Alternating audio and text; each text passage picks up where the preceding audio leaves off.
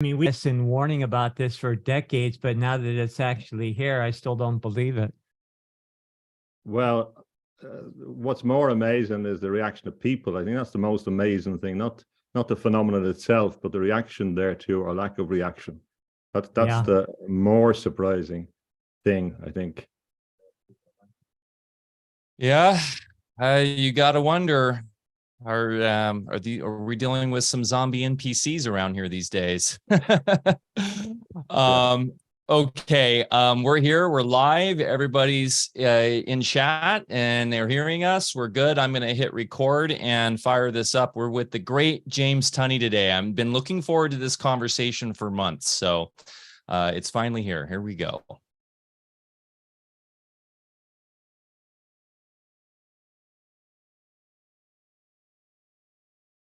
Hit record.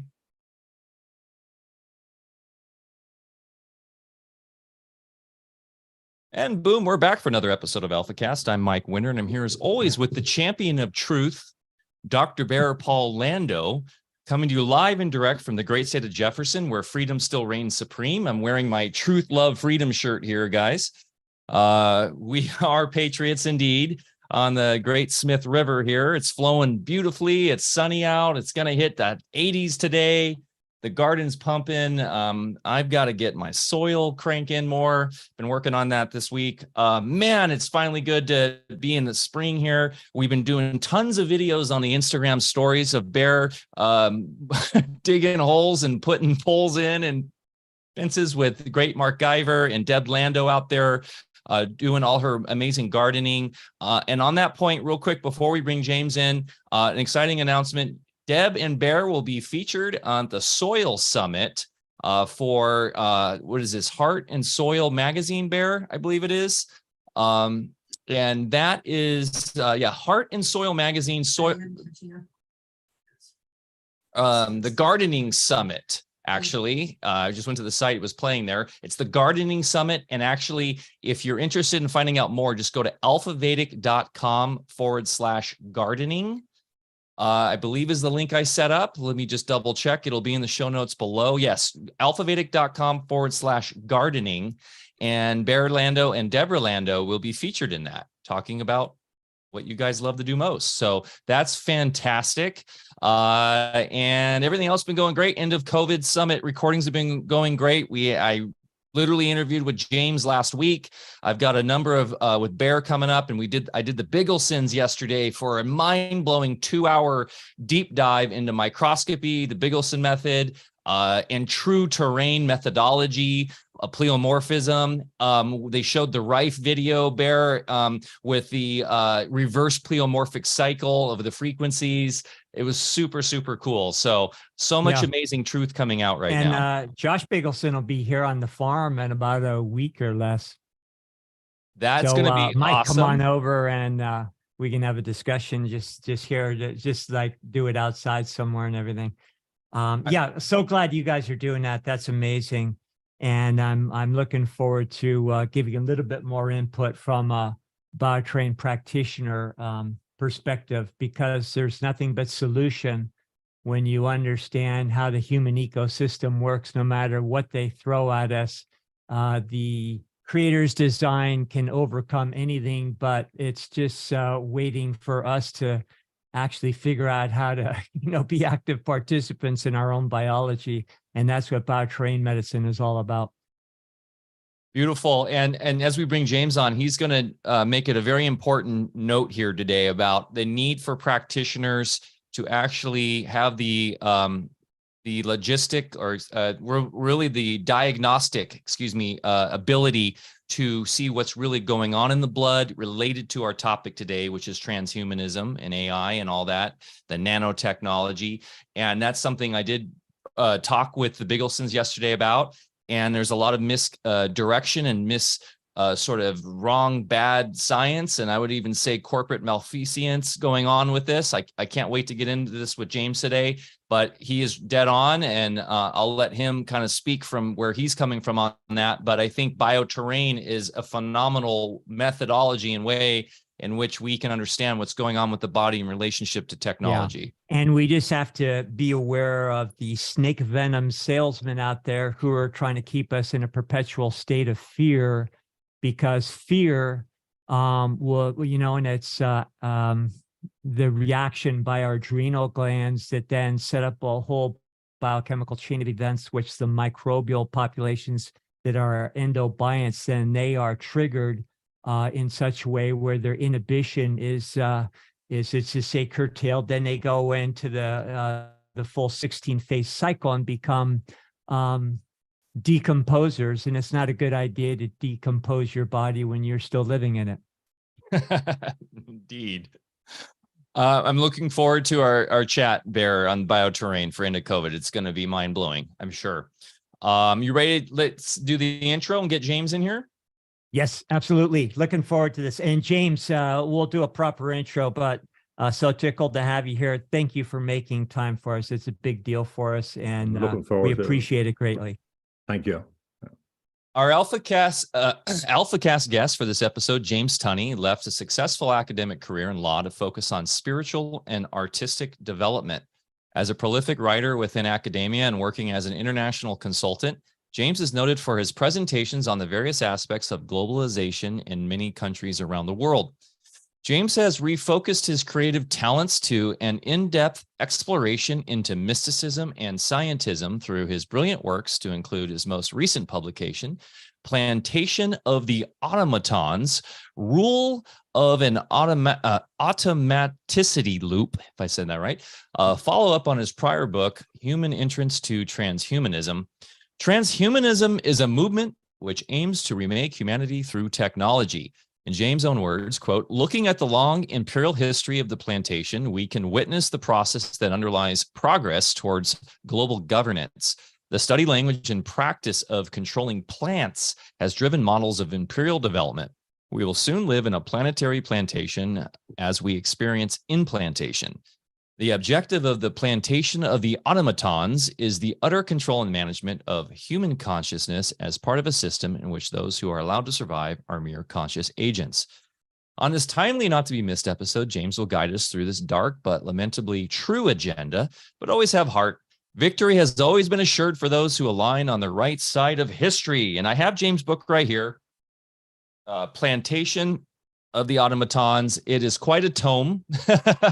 I've been reading it every morning, and I must say, James, as always, you are so well researched, and your writing style is I don't want to say Hemingway-esque, but it's just like a flow of consciousness that just kind of continues on, and it takes you through all these different avenues of interconnections and synchronicities in a way that is really breathtaking, because you pull from so many different sides of the equation, historically, spiritually, metaphysically, and so scientifically, and all that. So props to you, sir. Bearlando, been looking forward to this one for quite some time.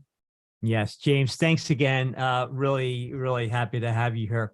And boy, our talk could go in so many different directions today, and there's never enough time with somebody like yourself. But we'll just let it flow, see where we go.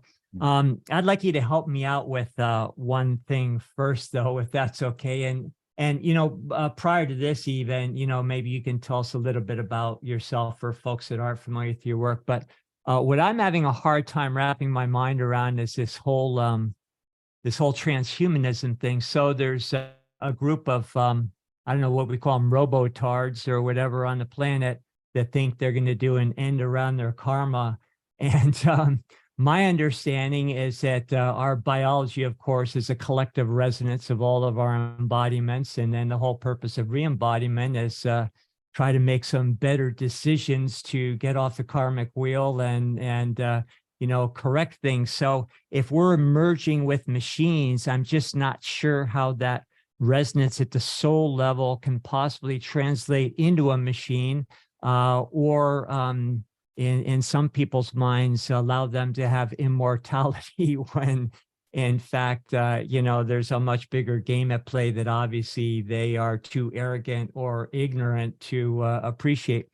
So let's maybe tackle that, and you can give me your thoughts. And again, maybe just going a little bit about your background first here. But thanks again for being with us. Yeah, great to talk to you. And as I said, I feel I know you already from your work, and I can understand where you come from in many ways. And my background is I come from a working class area in Dublin. I was always interested in politics because all my family were interested in politics very, very close up, going back to the revolutionary period, going back for hundreds of years probably. And through the we saw the context of empire very close up. So when my father was born, he was born in the British Empire. Ireland was part. So people should see how close things are historically. So I decided to study law, qualified as a barrister, studied law for 7 years, got 3 degrees. Then I decided I'd go off to Spain to paint a little bit. I had a vision of, I was originally going to go to the south of France, and I had a vision of paint, living the life of Vincent van Gogh, etc. But I ended up teaching English and painting. And eventually I decided I did consider going into the kind of what was called alternative therapies and concentrating on some of the things like you have. And I did a course in massage as well, even on the way. But eventually I decided to come back to teaching, became a lecturer, senior lecturer, a visiting professor, international legal consultant, and did all the things you do, director of various, or an organization, on advisory boards, participating and working with international bodies, advising groups like the United Nations, developing program, etc., all that kind of stuff, doing a bit of work in places like Lesotho or Moldova. And then when I had children, I said, okay, it's time to, I thought it was good that one of us was at home with the children. So I took that job. So I left everything about the legal career, the whole lot, with the intention of focusing on the important things, family, spirituality, and art. So I was painting most of the time and having space, concentrating on other people in this little one. And out of the space, a kind of mystical thing began to develop. The space came. So that channel opened up, and I understood that I had to focus on this. And through those contexts, from the start, I got a very clear message that there was a certain failure of spiritual evolution. That was the start of a book I called The Mystical Accord. It kind of came in. And I began to reflect on that in a deep sense. So that all problems come from our failure to spiritually evolve. Initially, I thought that was too simple. And I fleshed it out again in an inspirational way.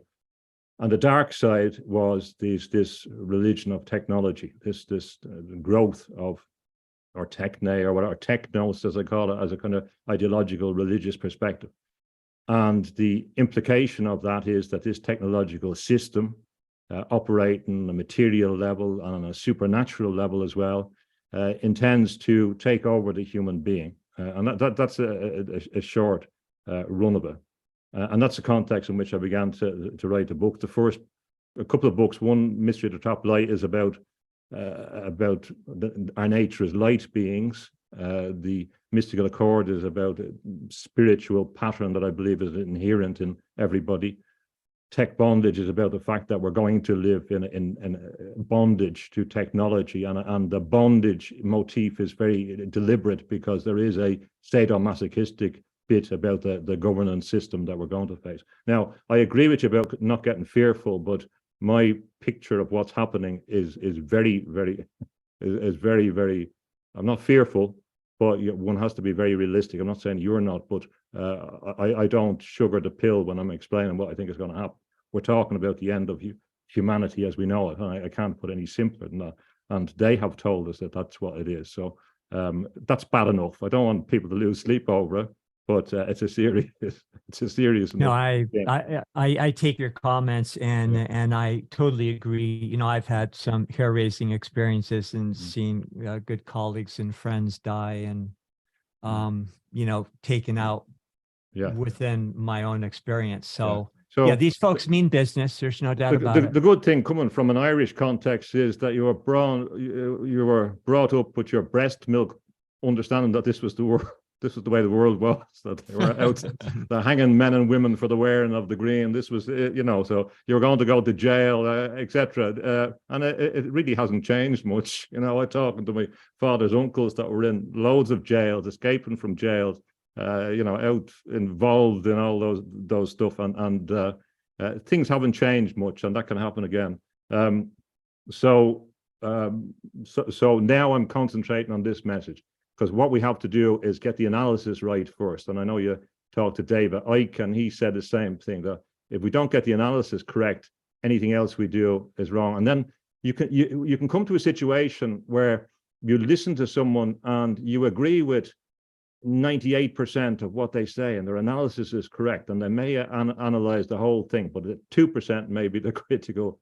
That may be the difference. So it's in the detail. We have to distinguish between the analysis of the overall situation and then strategy and tactics to deal with it. And sometimes people are talking about different things, but we have to get the analysis correct. So in relation to the point you make about immortality and that, we have to remember or distinguish what's the objective, what is the stated aim behind this thing. So I think I think essentially it's a control mechanism. That's the first thing. So it's not really, it's certainly not a liberation mechanism. And we could go back to the Russian cosmos in the 19th century, but really what happened, and this is a bit related to what happened in Ireland. In Ireland, the War of Independence with my grandfather's generation and his brothers and that was significant in relation to the British Empire, because they began to realize that if they were faced with a lot of urban warfare of the type and flying columns like happened in the countryside in Ireland, guerrilla warfare on a imperial level, that'd be very difficult to control. So what happened associated with that period was there was a shift in the imperial strategy, which built on a notion of imperial science that had been promoted by people like Thomas Henry Huxley.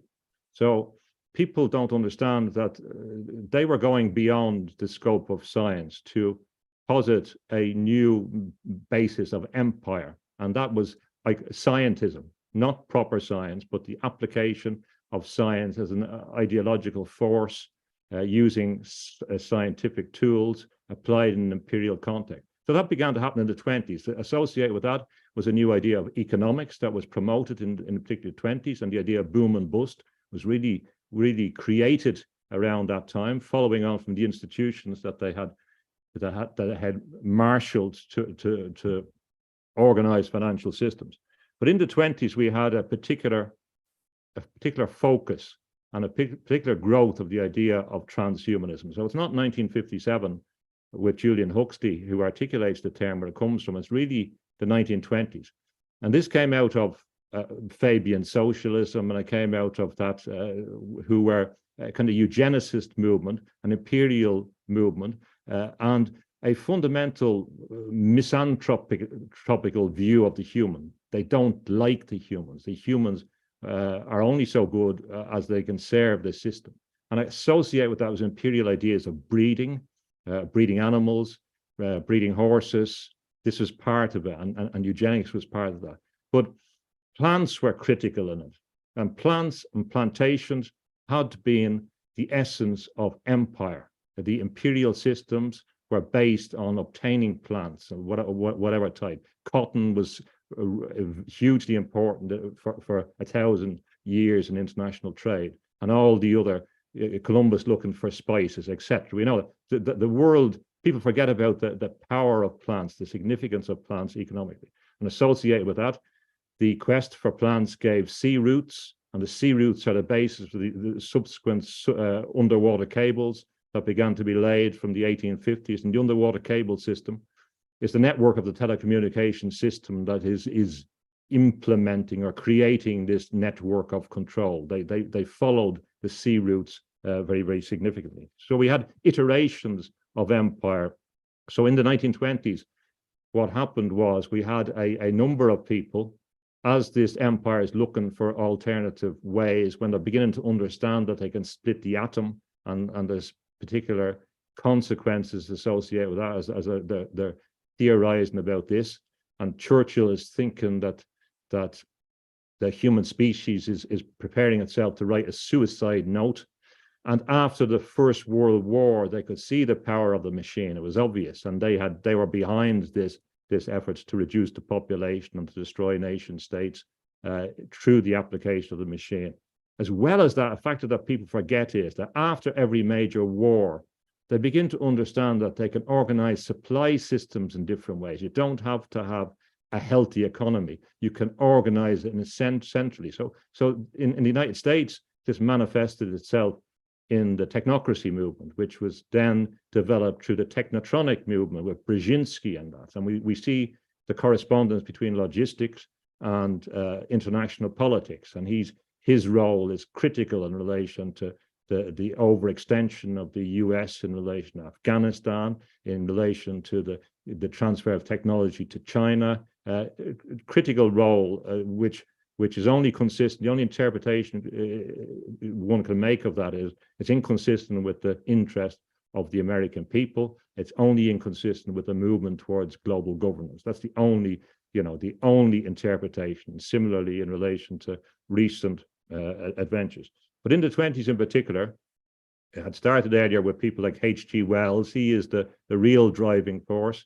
H.G. Wells, who writes The Open Conspiracy, then New World Order, and explains that we will have a new world order run by a scientific elite, whose objective, and the objective beforehand, is to destroy the family, religion, the nation state, and they will form this this global government. He's a man that thought that Marxism was a bit too weak and it hadn't got sufficient planning, which was therefore why he could meet Stalin and go and celebrate Stalin, as the scientists did.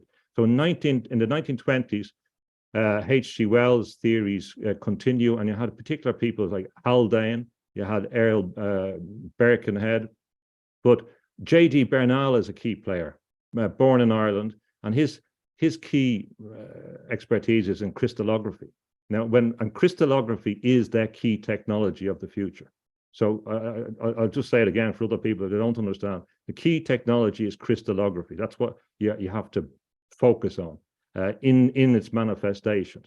And J.D. Bernal, if you look at a lot of these crystallographers, they were kind of given, they were asked to, or the professor said, well, this is an area that we need to study. And the reason is because these interests were ancient interests that the establishment wanted. For example, they've always been interested in crystals, and new crystals were powerful. We go back to the founding of the British Empire, allegedly inspired by John Dee in a magical ceremony in the Isle of Dogs in London, where he conceived the British Empire, and he used his big library, gleaned from the monks, probably the basis for the navigation, control of the seas, which the monks knew about. The monks knew about these things. A lot of the intelligence, and intelligence is a critical word, and John Dee was 007, the original 007.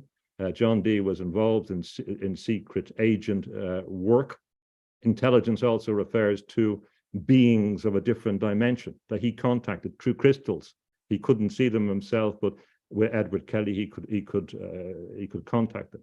And intelligence, of course, is what they want to alter in human intelligence. So we have the word intelligence is very, very critical, and that's continuing today. We think of it in the broader perspective. We see that they're all inherently linked.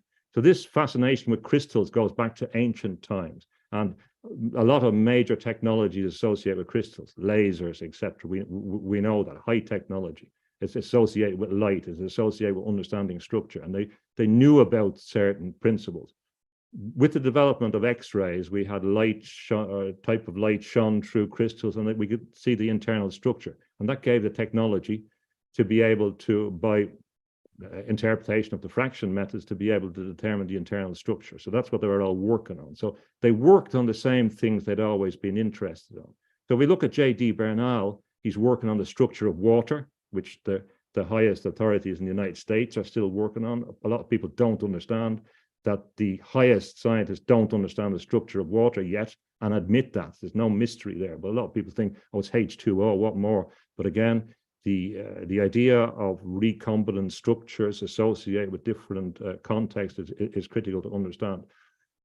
So X-rays were critical, including the perception of liquid crystals, which was found, of course, in the study of plants in relation to carrots and cholesterol. So liquid crystals are a critical technology, and they're not necessarily how people conceive of crystals, because what is important about crystals is the underlying structure, but that can manifest itself in different forms.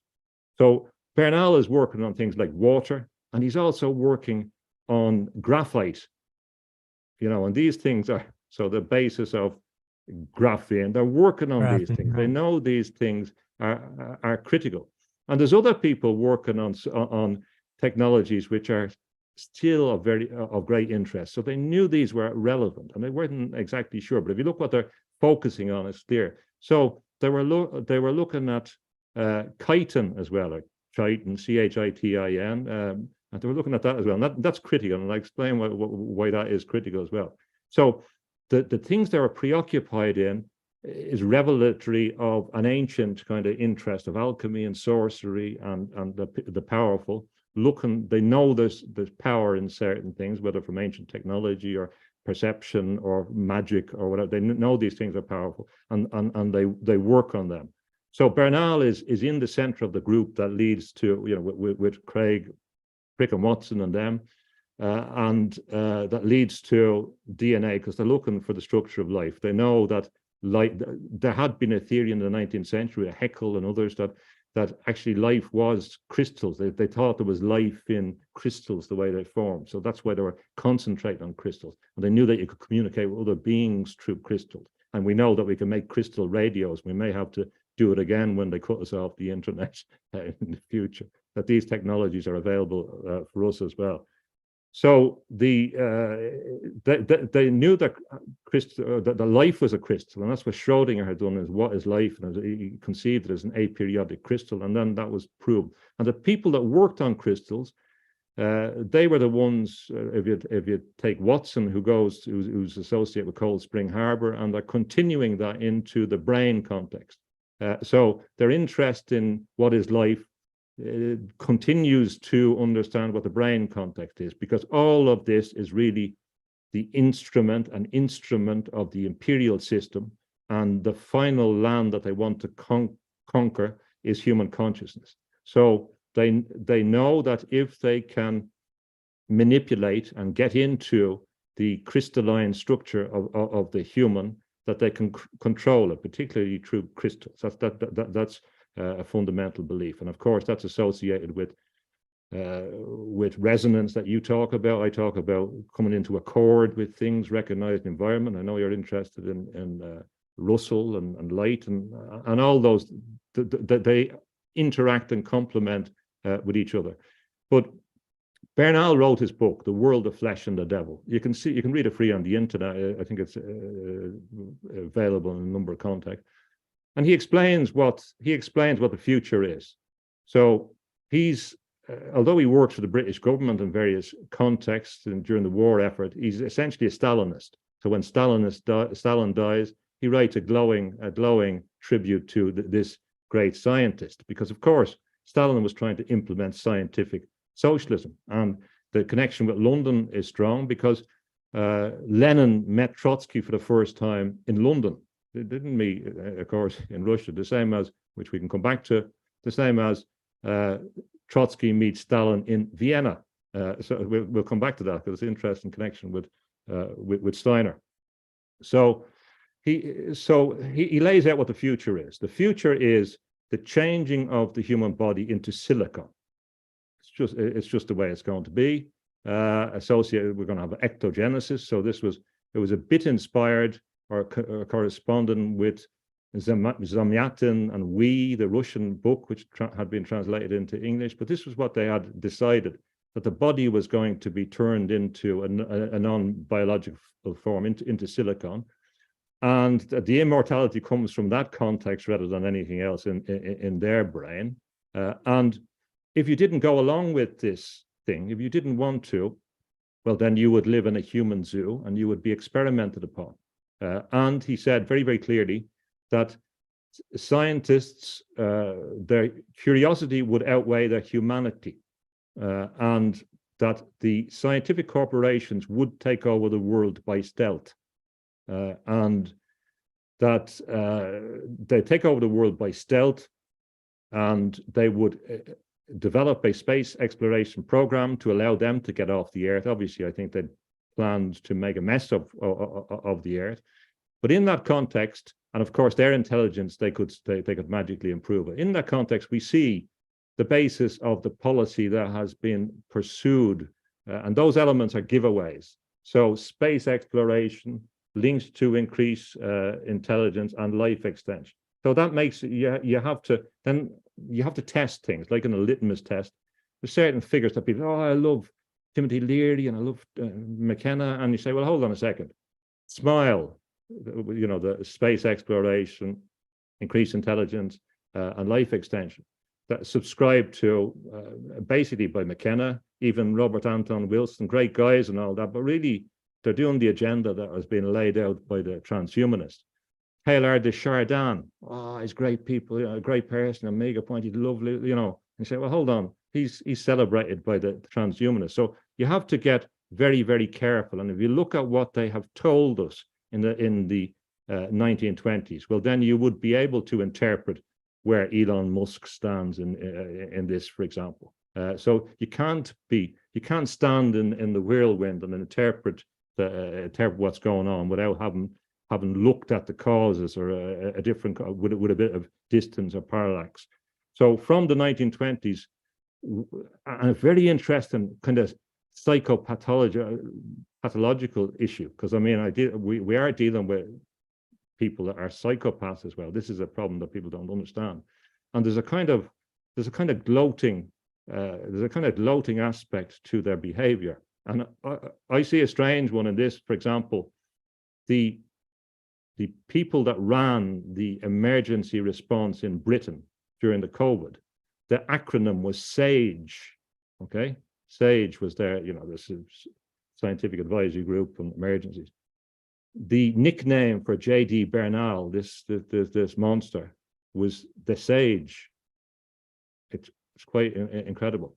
People spotted it, like C.S. Lewis, and he in that hideous strength, he's adumbrating an idea of scientists taking over the world. They've already taken over the university. It's nothing got to do with the French structuralists in America, but it would be begun by the X Club with Thomas Henry Huxley and Tyndall, another crystallographer, who were following the scientist.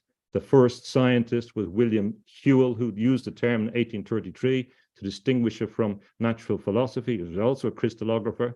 And they've moved away from Goethe. And you must be interested in Goethe from your interest in plants. And I know that the communication with plants, and this is the Goethean idea that Steiner developed.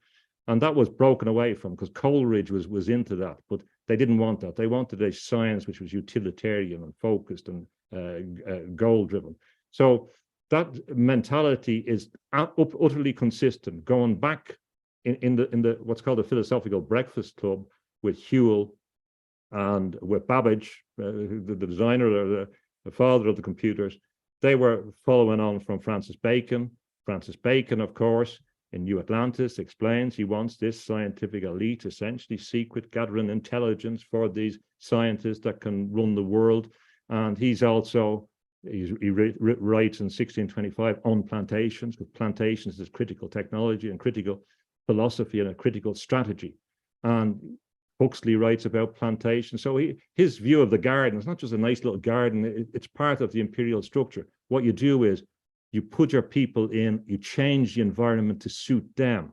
So you don't do what C.S. Lewis argues that you do in the Tao. When he writes about in the abolition of man, he says there's a conflict between two views. One is this view which seeks to dominate nature. The other view is, in all the perennial traditions, is to seek to abide by the Tao, to come into being, not to dominate it. So the Baconian method, as developed through this imperial scientific perspective, as developed through particular technologies associated with particular industries, the armament industries going back to ancient times, going back to the Romans, has developed through Venice in the arsenal, the first kind of mass system of production. Not got to do with Henry IV. There was always armaments developed up through wars, through the American Civil War, through the growth of the military-industrial complex in the United States, continuing, experimenting through the First World War, experimenting through the 20th century, going out in foreign wars, bringing the technology home to apply to its citizens,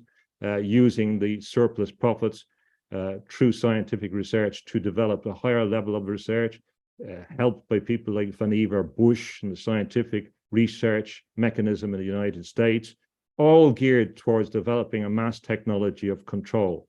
So they don't have to go the whole way of transferring us into silicon. They only have to set up a network of low-level control of our daily lives in order to implement, and then they penetrate into the human consciousness. They only have to penetrate in a way by using a prosthesis, like for example, the 60s, of course, in my view, it's not really about music and about Woodstock and it's about the contraceptive pill. That's a driving technological force.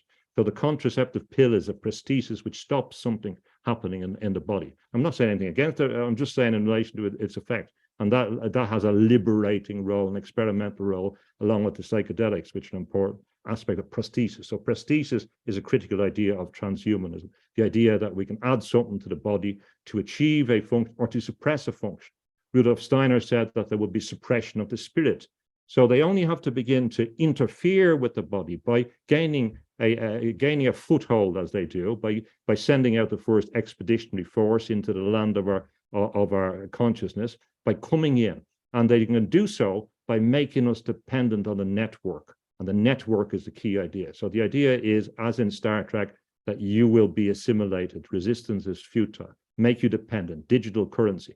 Can't do anything. You have to come through this portal. And then we say, okay, well, we need, for this functional thing to work, we have to come inside your body, a little chip, or surreptitiously put it in for security grounds, come into your body, some liquid crystal, some nanotechnology. The only prosecution in relation to Wuhan in the United States that I can see was Charles Lieber, and he wasn't prosecuted for anything got to do with COVID. He was prosecuted for not declaring his transfer of technology to Wuhan. And what was the technology he was famous for? It was nanotechnology, transistors that could be inserted at a cellular level into the body, a V-shaped transistor on a nanoscale. And we know, so obviously that has been sent to China, surprise, surprise, and they're telling us that they have done that. And this technology will be very, very hard to detect. So whether this is in us, I get a lot of people contacting me and they're saying, I think I have something in my body. Now, I can't tell whether to do. I'm in no position, so don't contact me. I think we will have to get good in the future at developing countermeasures to be able to identify whether there are foreign objects in the human body. And that's what the good scientists should be working at this stage, to develop countermeasures to be able to identify whether, in a diagnostic way, whether people have foreign objects in them, and also to be able to interpret what kind of broadcast signals are broadcast. For example, there is plenty of evidence, if we think back to California in 73, 74, Robert Anton Wilson began to get mystical experiences.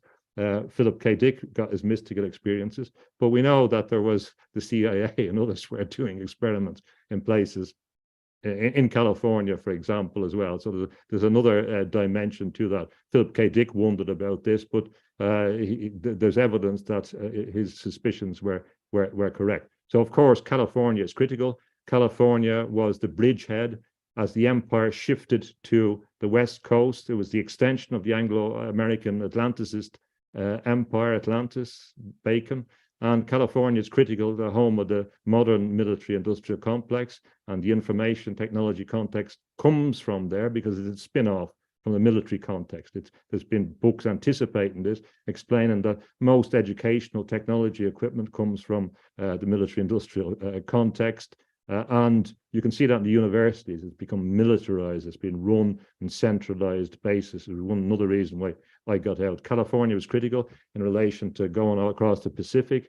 The Navy is always critical in the extension since the time of John Dee. in relation to extending world control, because it was the seas were important, which explains interest in the Antarctic, the whole Atlantic, why Margaret Thatcher would fight over Falklands, etc. And then, of course, from California, you can work on Japan, China, etc., and extend control. So I argue that the basis of global governance is this Anglo-American Atlanticist base, which has been, it's not got to do with the English people, the British people, the Protestant people, the white people, it's got to do with a core power order, which I trace back to France, which was the site of most battles in world history.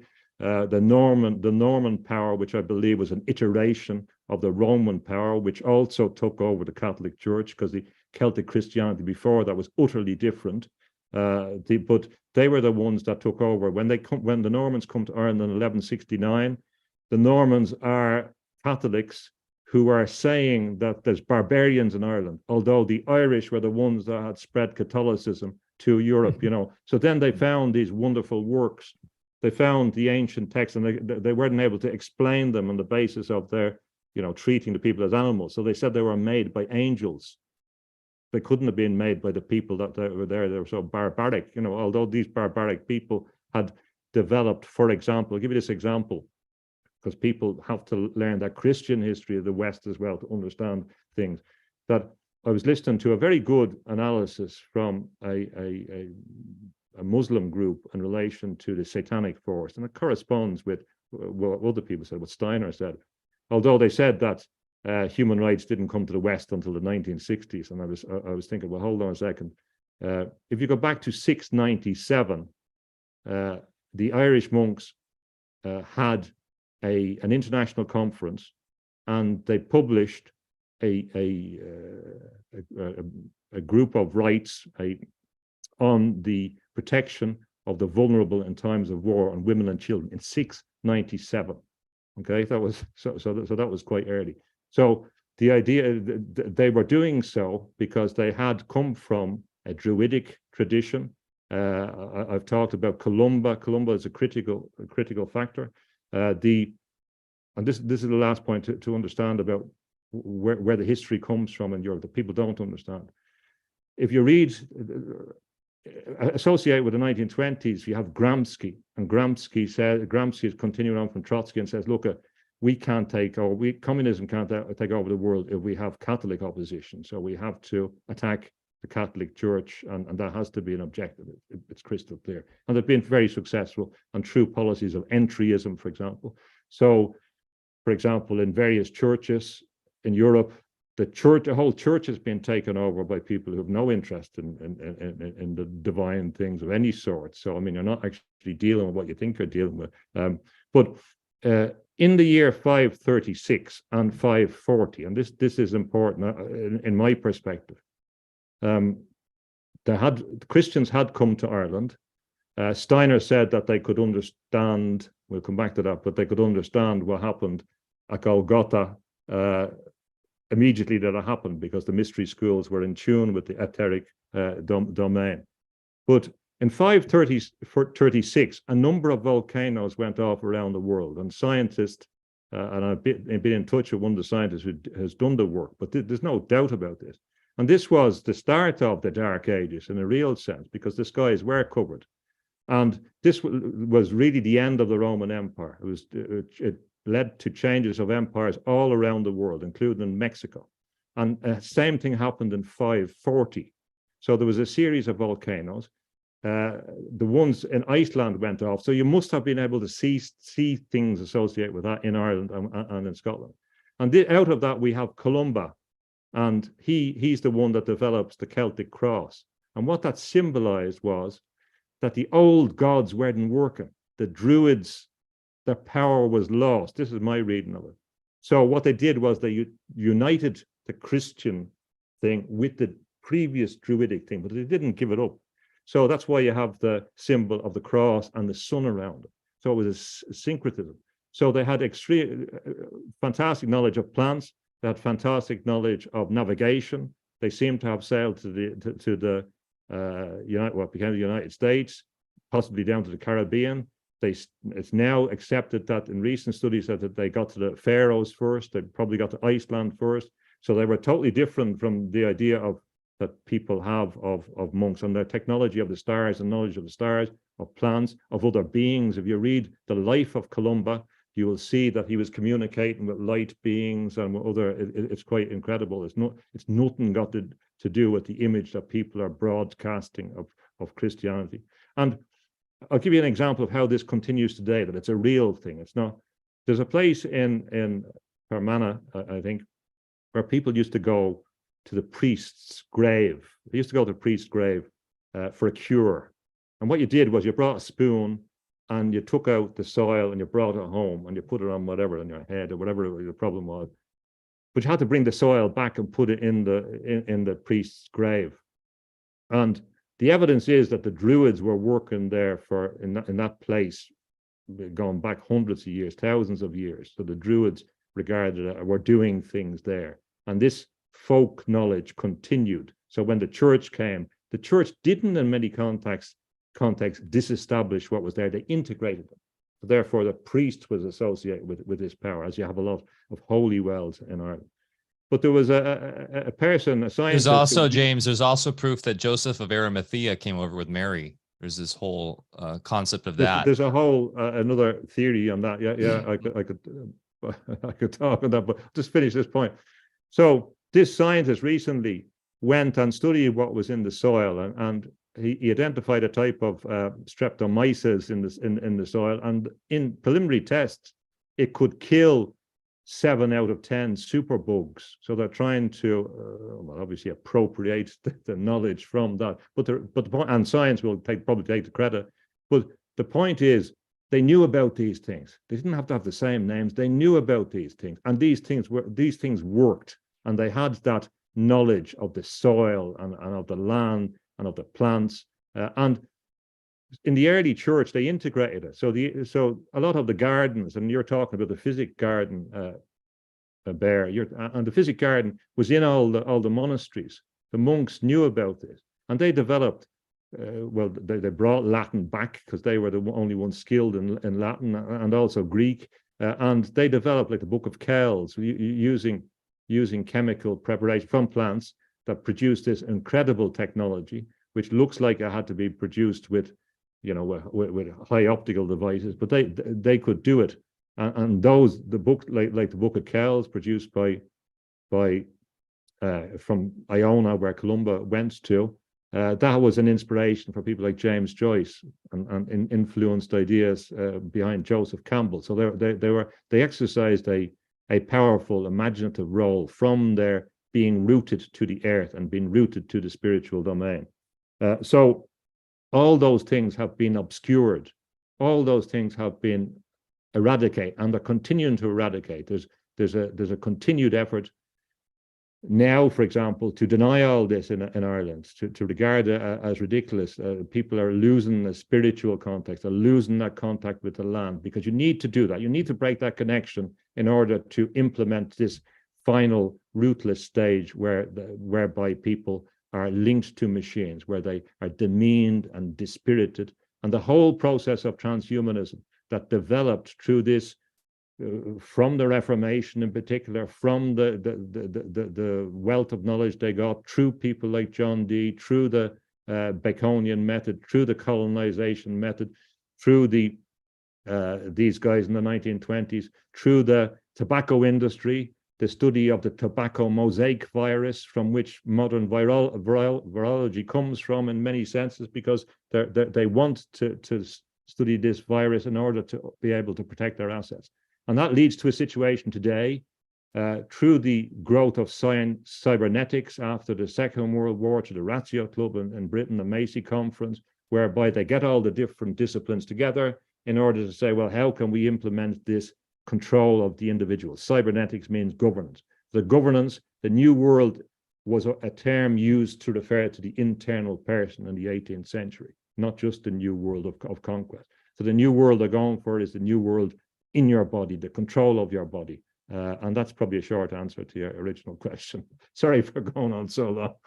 No, that was brilliant. Thank you for that. And of course, that leads us to all sorts of medical procedures, the roll up your sleevers that people are getting now to, make people more amenable to, be more receptive to certain broadcasts that are not, in our best interest. I have just maybe a possibly a fun anecdote with the crystal end of it. I had a very close association for an extended time with we'll just call him an indigenous shaman, and he was a real deal from centuries old lineage, and a lot of amazing experiences with that. But one of the things he related to me, and by the way, Oh, we got the, are you still here with us, James? Yes, yeah. Okay, yeah, we thought this might happen. We got the satellite freeze. Give him a second, he'll pop back. Am I back? There he is. You came, Okay. you're back. Where did I lose you? Just after you were just at the start of the story about the indigenous person and the lineage, where it was about. Okay. Oh, okay. Sorry about that. So he was the spiritual leader or elder of the Native American contingency at that time, and a lot of recognizable names I saw that were all associated with him, which surprised me at the time. The more I got to know him. So he related a story to me where they sent a convoy into the Oval Office to greet President Reagan at that time and presented him with a very precious emerald that stayed on Reagan's desk for the length of his tenure in the Oval Office.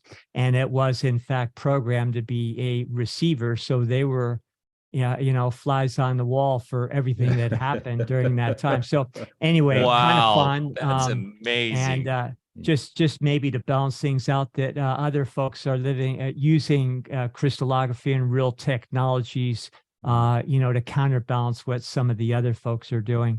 But so of course, what we're all wondering now is how far down the road are we? Are we past the point of return? Just your thoughts on that. Nearly is the short answer.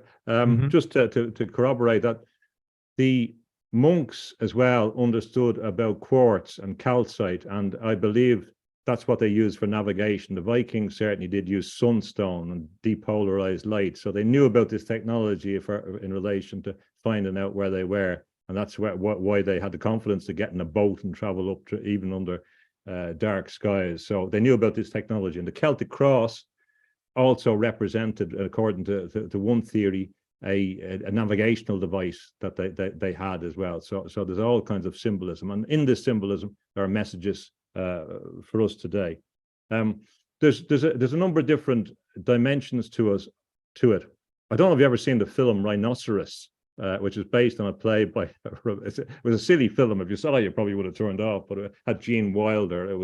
It's an odd film, but it was based on a play by a Romanian who had experienced the Nazis and the communists, and he wrote this explained this idea of rhinocerositis. It was whereby people turned into rhinoceroses, and he used this to indicate what happens in a totalitarian state, where all of a sudden the person that you thought was a person becomes a different being, and they want to act in a different way, and it was a perfect description of what happened recently. So we're dealing with this problem that it's very, very easy to get people to go along with an idea, and they don't realize how they are subjected to so much black magic when they expose themselves to the media and to television. They do not understand that they are under a spell. They do not understand that they are hypnotized. So that's a major difficulty. We have to develop techniques. I don't know, Bear, did you do martial arts, if I'm not mistaken? Were you? Yeah. Yes, still do it. Yeah. So what we have to do is begin to think in a non-violent way in relation to real techniques that work and techniques that can break this spell as well. We really have to up our game to be applied in this context, because it's a big problem when the person becomes a rhinoceros.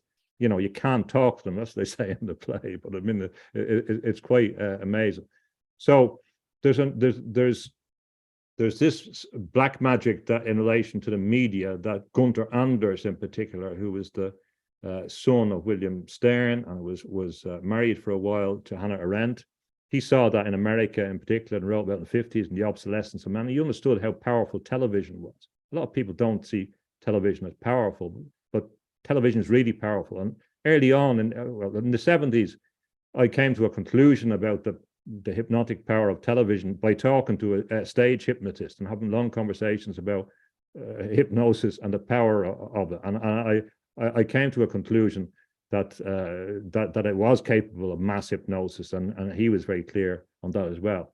And you can see it in the work of W.B. Yeats and magic and his essay in 1901. So that's 120 odd years ago, where he's describing how magic works. And magic is based on the power of symbols. And people don't understand how symbols work. And these symbols, in a positive way, can connect you to the higher beings, but in a negative way, they can control you or connect you to beings that you don't want to be connected with.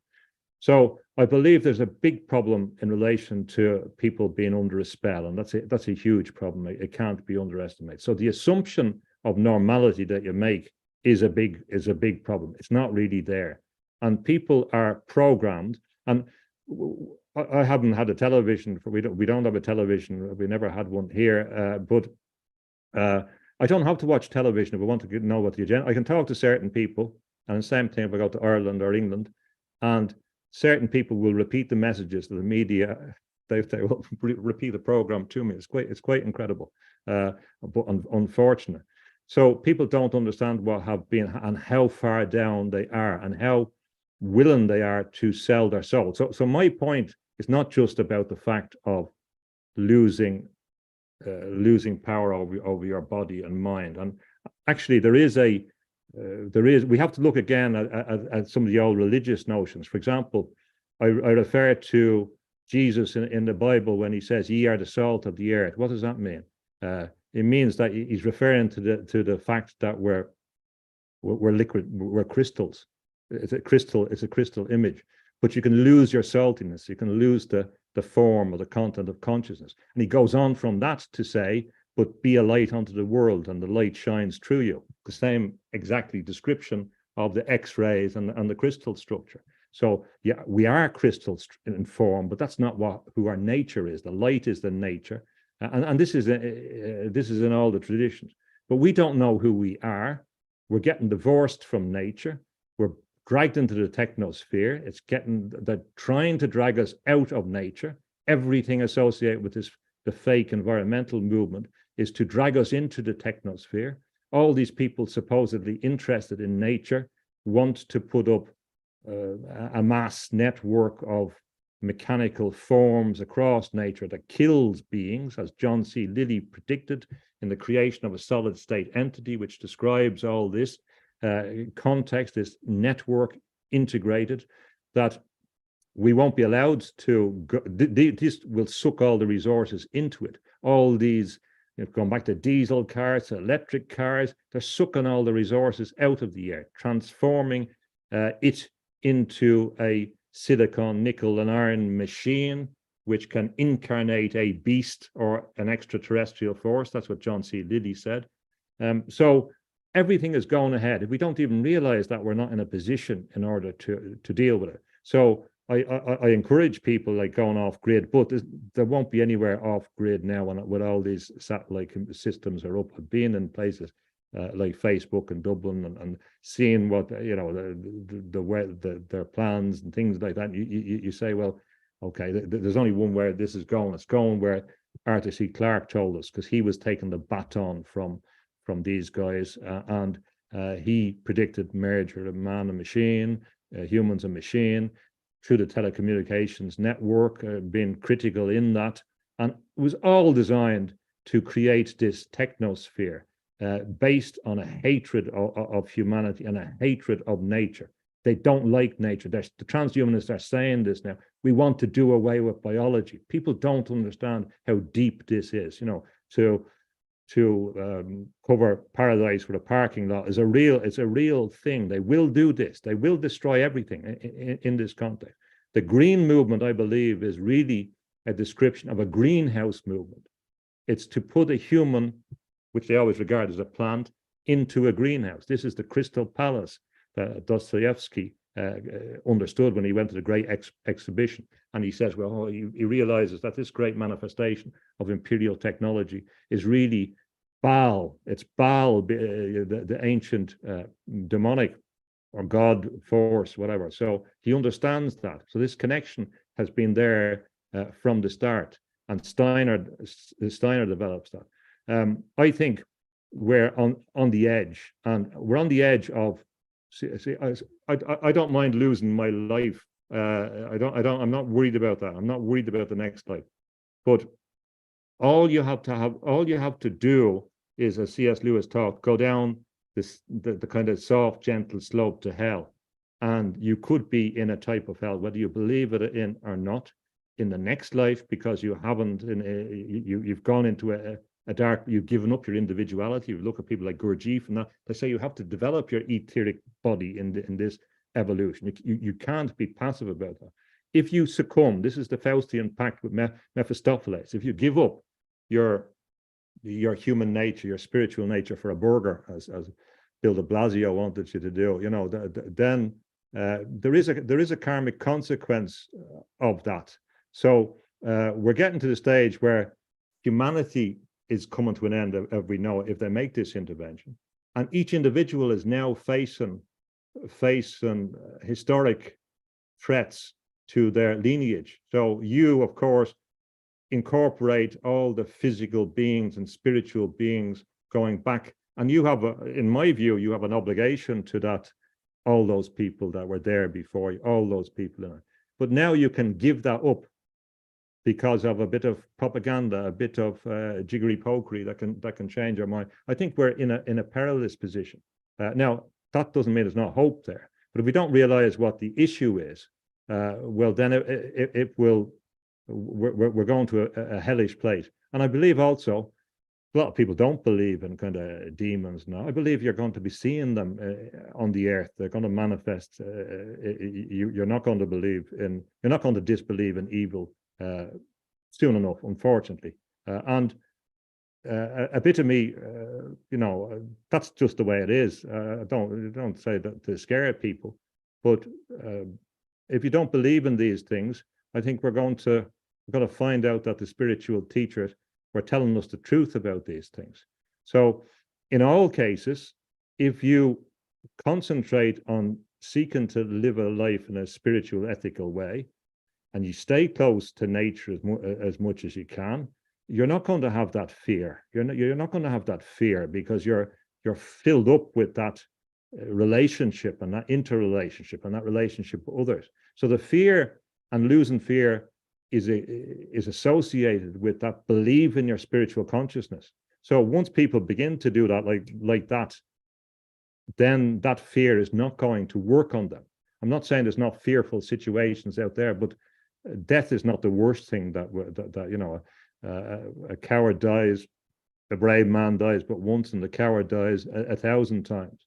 There's that philosophy going back to, or variants going back to Shakespeare. So I think we're in a very, very perilous situation because we've been so acquiescent, so cowardly, so lacking in courage, so lacking in awareness of ourselves, so unwilling to contribute in our own lives to the discourse, so unwilling to stand up for what we should know is right, so unwilling to say one thing is what it is, to call a spade, to be able to be led to a situation where we're gaslighted on a mass scale, millions of people. There is a hope that these psychopaths say, oh, well, it's a bit boring here. These people are giving up too easy. There's no fun in it, because we have been pathetic in relation to our response. So I'm not optimistic about where we are now. I'm hopeful, but that's what the turning point is. So last point, once I nearly drowned out when a guy was supposedly showing me how to go on a bodyboard, and he got into difficulties, and I ended up without a bodyboard, out on the rip. I know what the rip current is now. I was out between big waves, and I was out in the middle of these a glassy U-shaped wave, way out, and couldn't see the shore, and the wave crashing over me, and I'm saying, "Oh, what a fool! You're going to die here, you dope." And then, of course, when you maintain your calm, as you should be able to do when you're doing some of these practices, and then you resist the temptations to go under when the sweet voice says, "Oh, give up, it'll be easy, give up, let go, let go, let go." And then, as you know, then you can start swimming. You can't swim against the thing that has brought you out. It's impossible.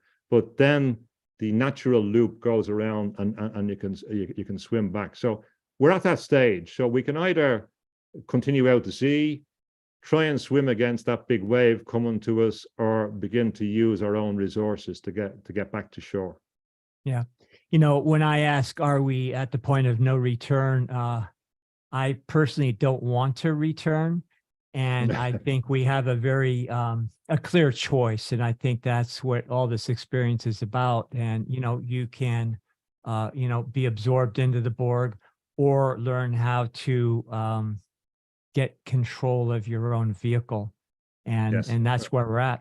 And not everybody's up for it. Not everybody's No. ready. You know, and, you know, maybe the perfect experience is to be absorbed into the Borg. It's none of my business. No. But all these experiences, I think, are playing right into the hands of the people that are ready to move on.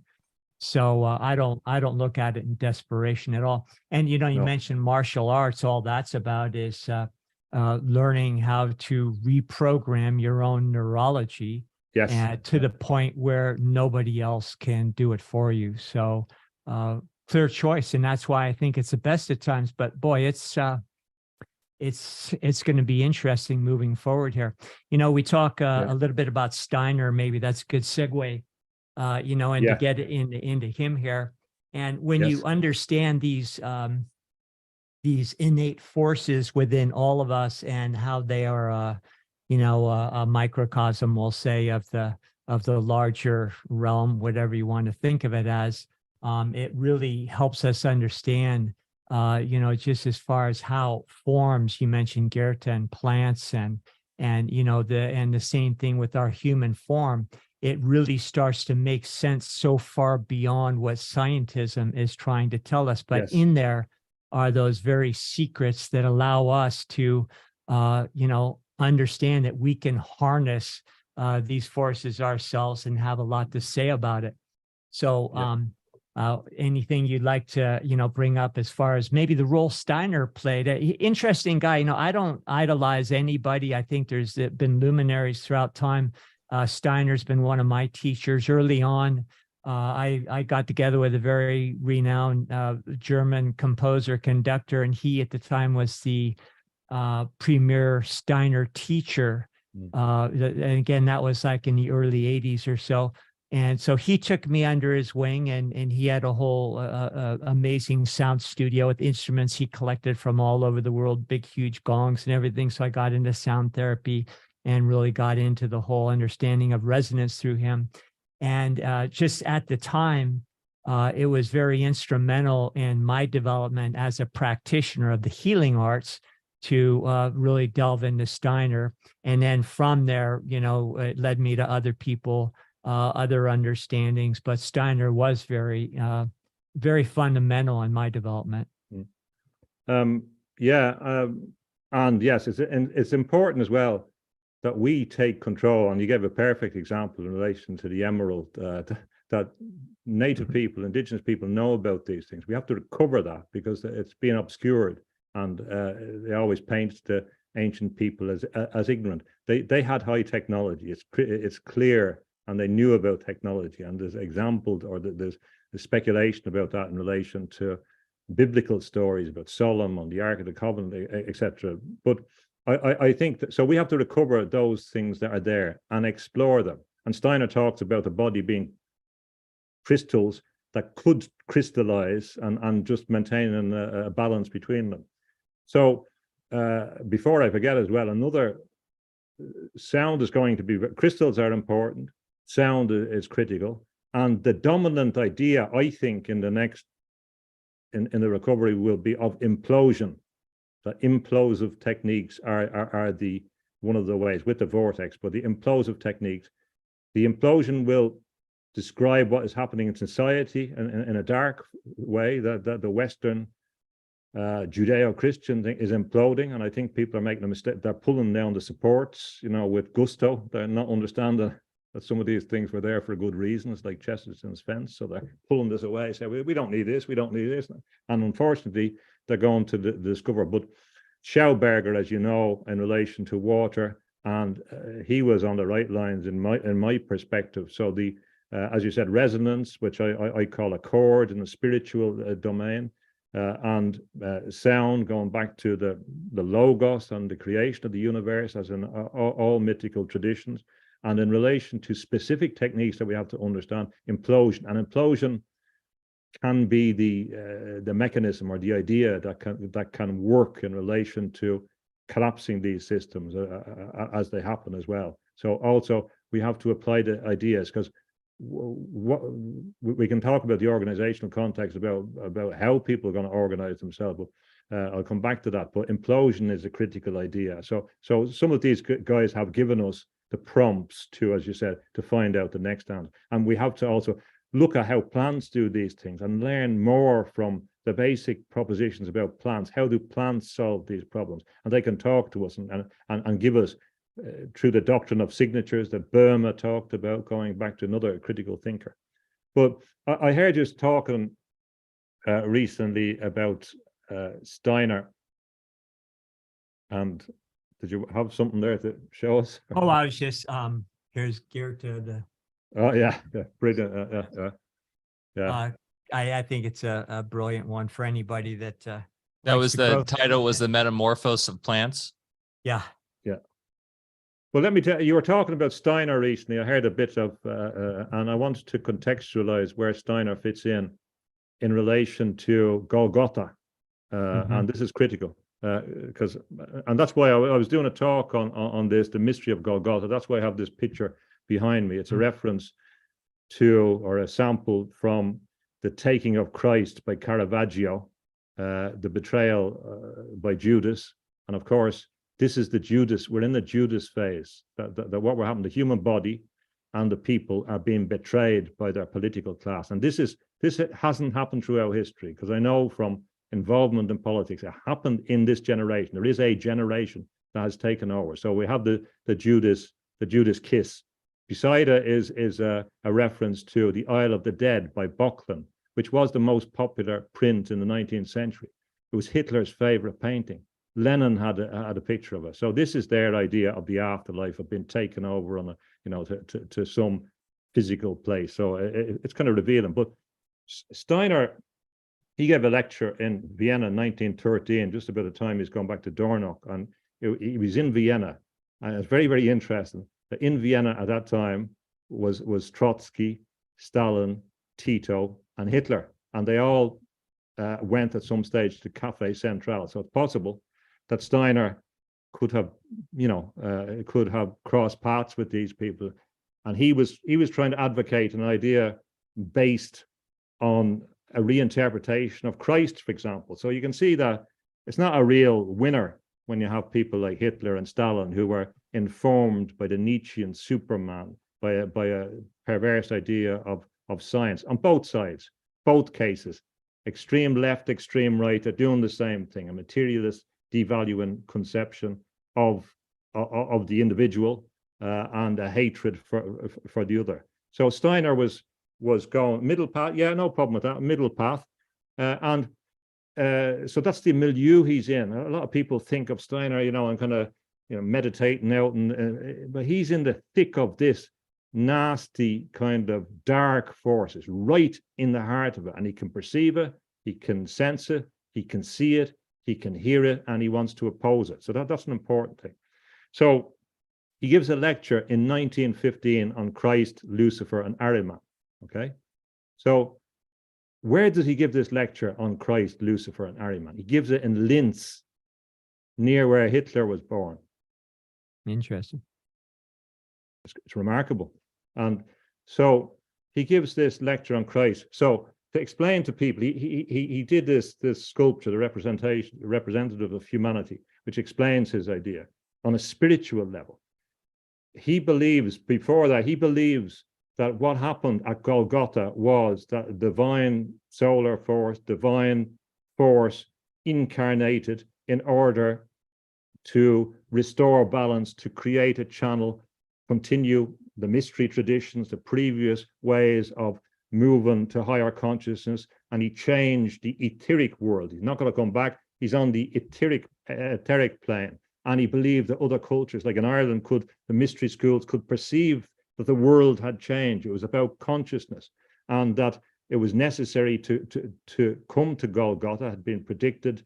And that was what it was about. It was for everybody. It was against religion. He's against all the rules in many senses. It's about consciousness, about individuality, consistent with what Jung said that the Christian thing was about the individuation or evangelization. So that's what he's talking about. So it's not orthodox, it's not standard Christianity, but it's critical on an esoteric plane, esoteric Christian context, and no less powerful for that.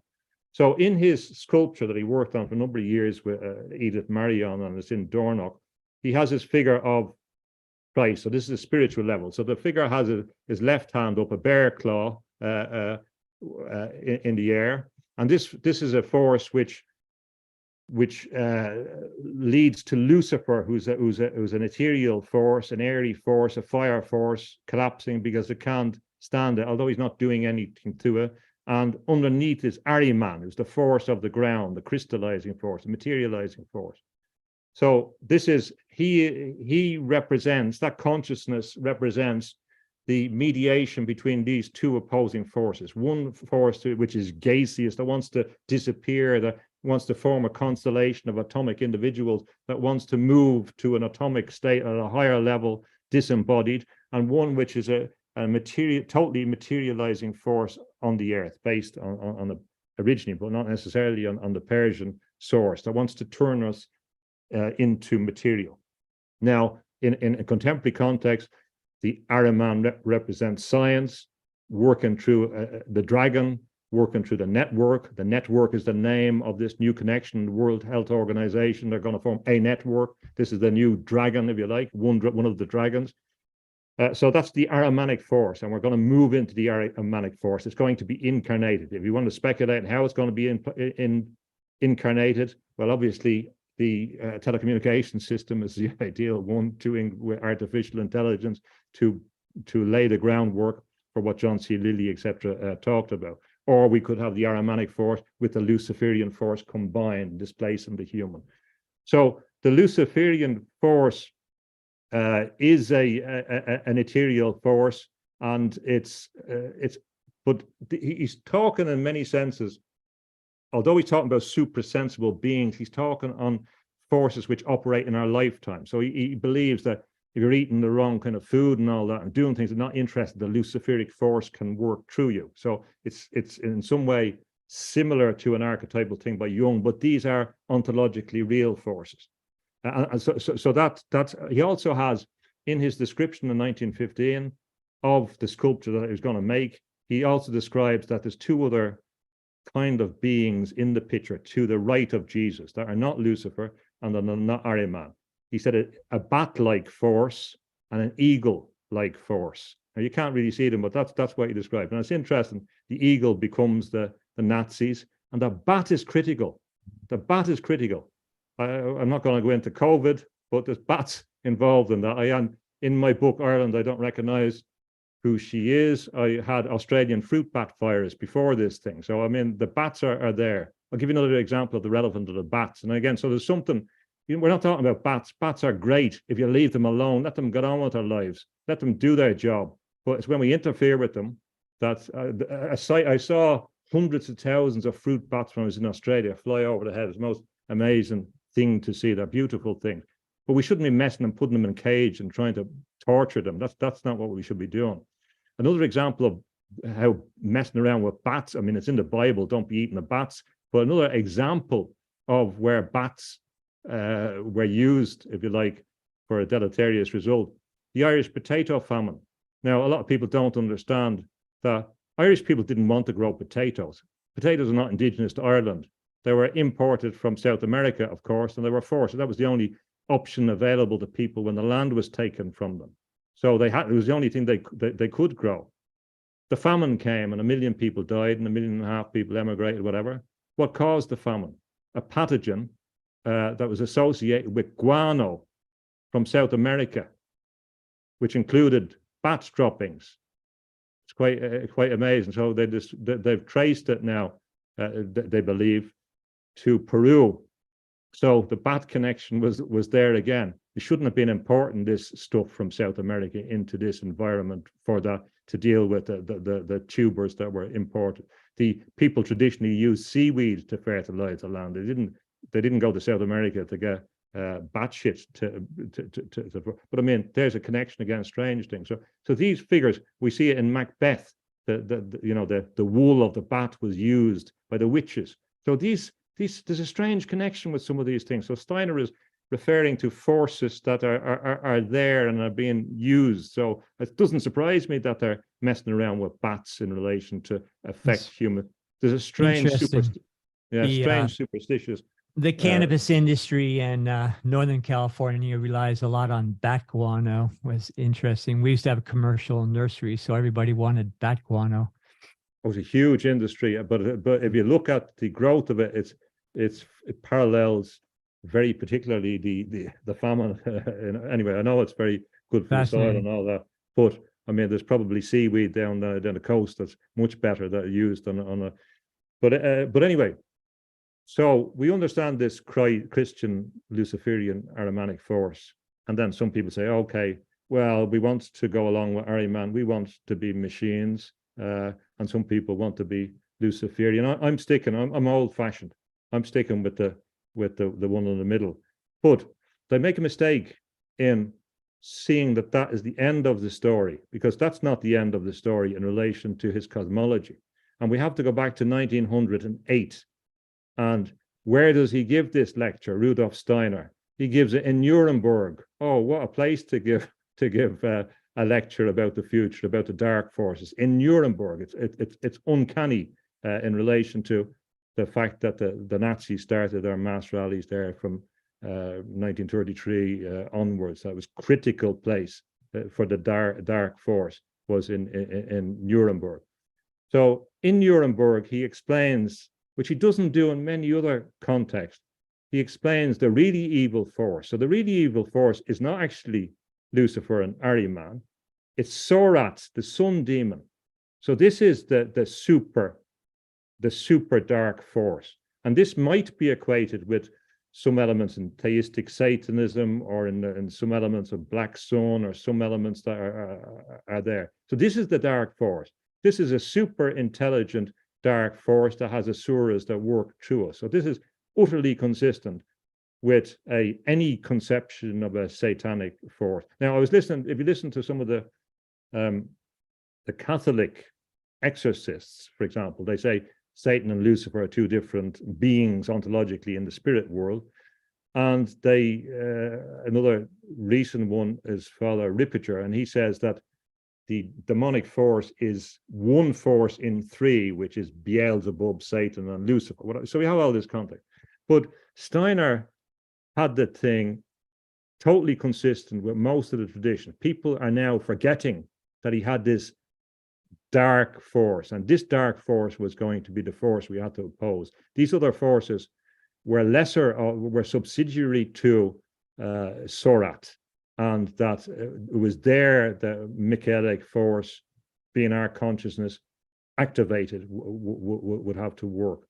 So, so in many senses, he did predict what a number of people are beginning to understand now, and he did predict that this suprasensible domain was coming into and manifesting itself through technology and through science. So really, he stands, if people forget about that force, if they forget about his lecture in Nuremberg, then they get a mistaken view of what the force is. And he did really get that cosmology.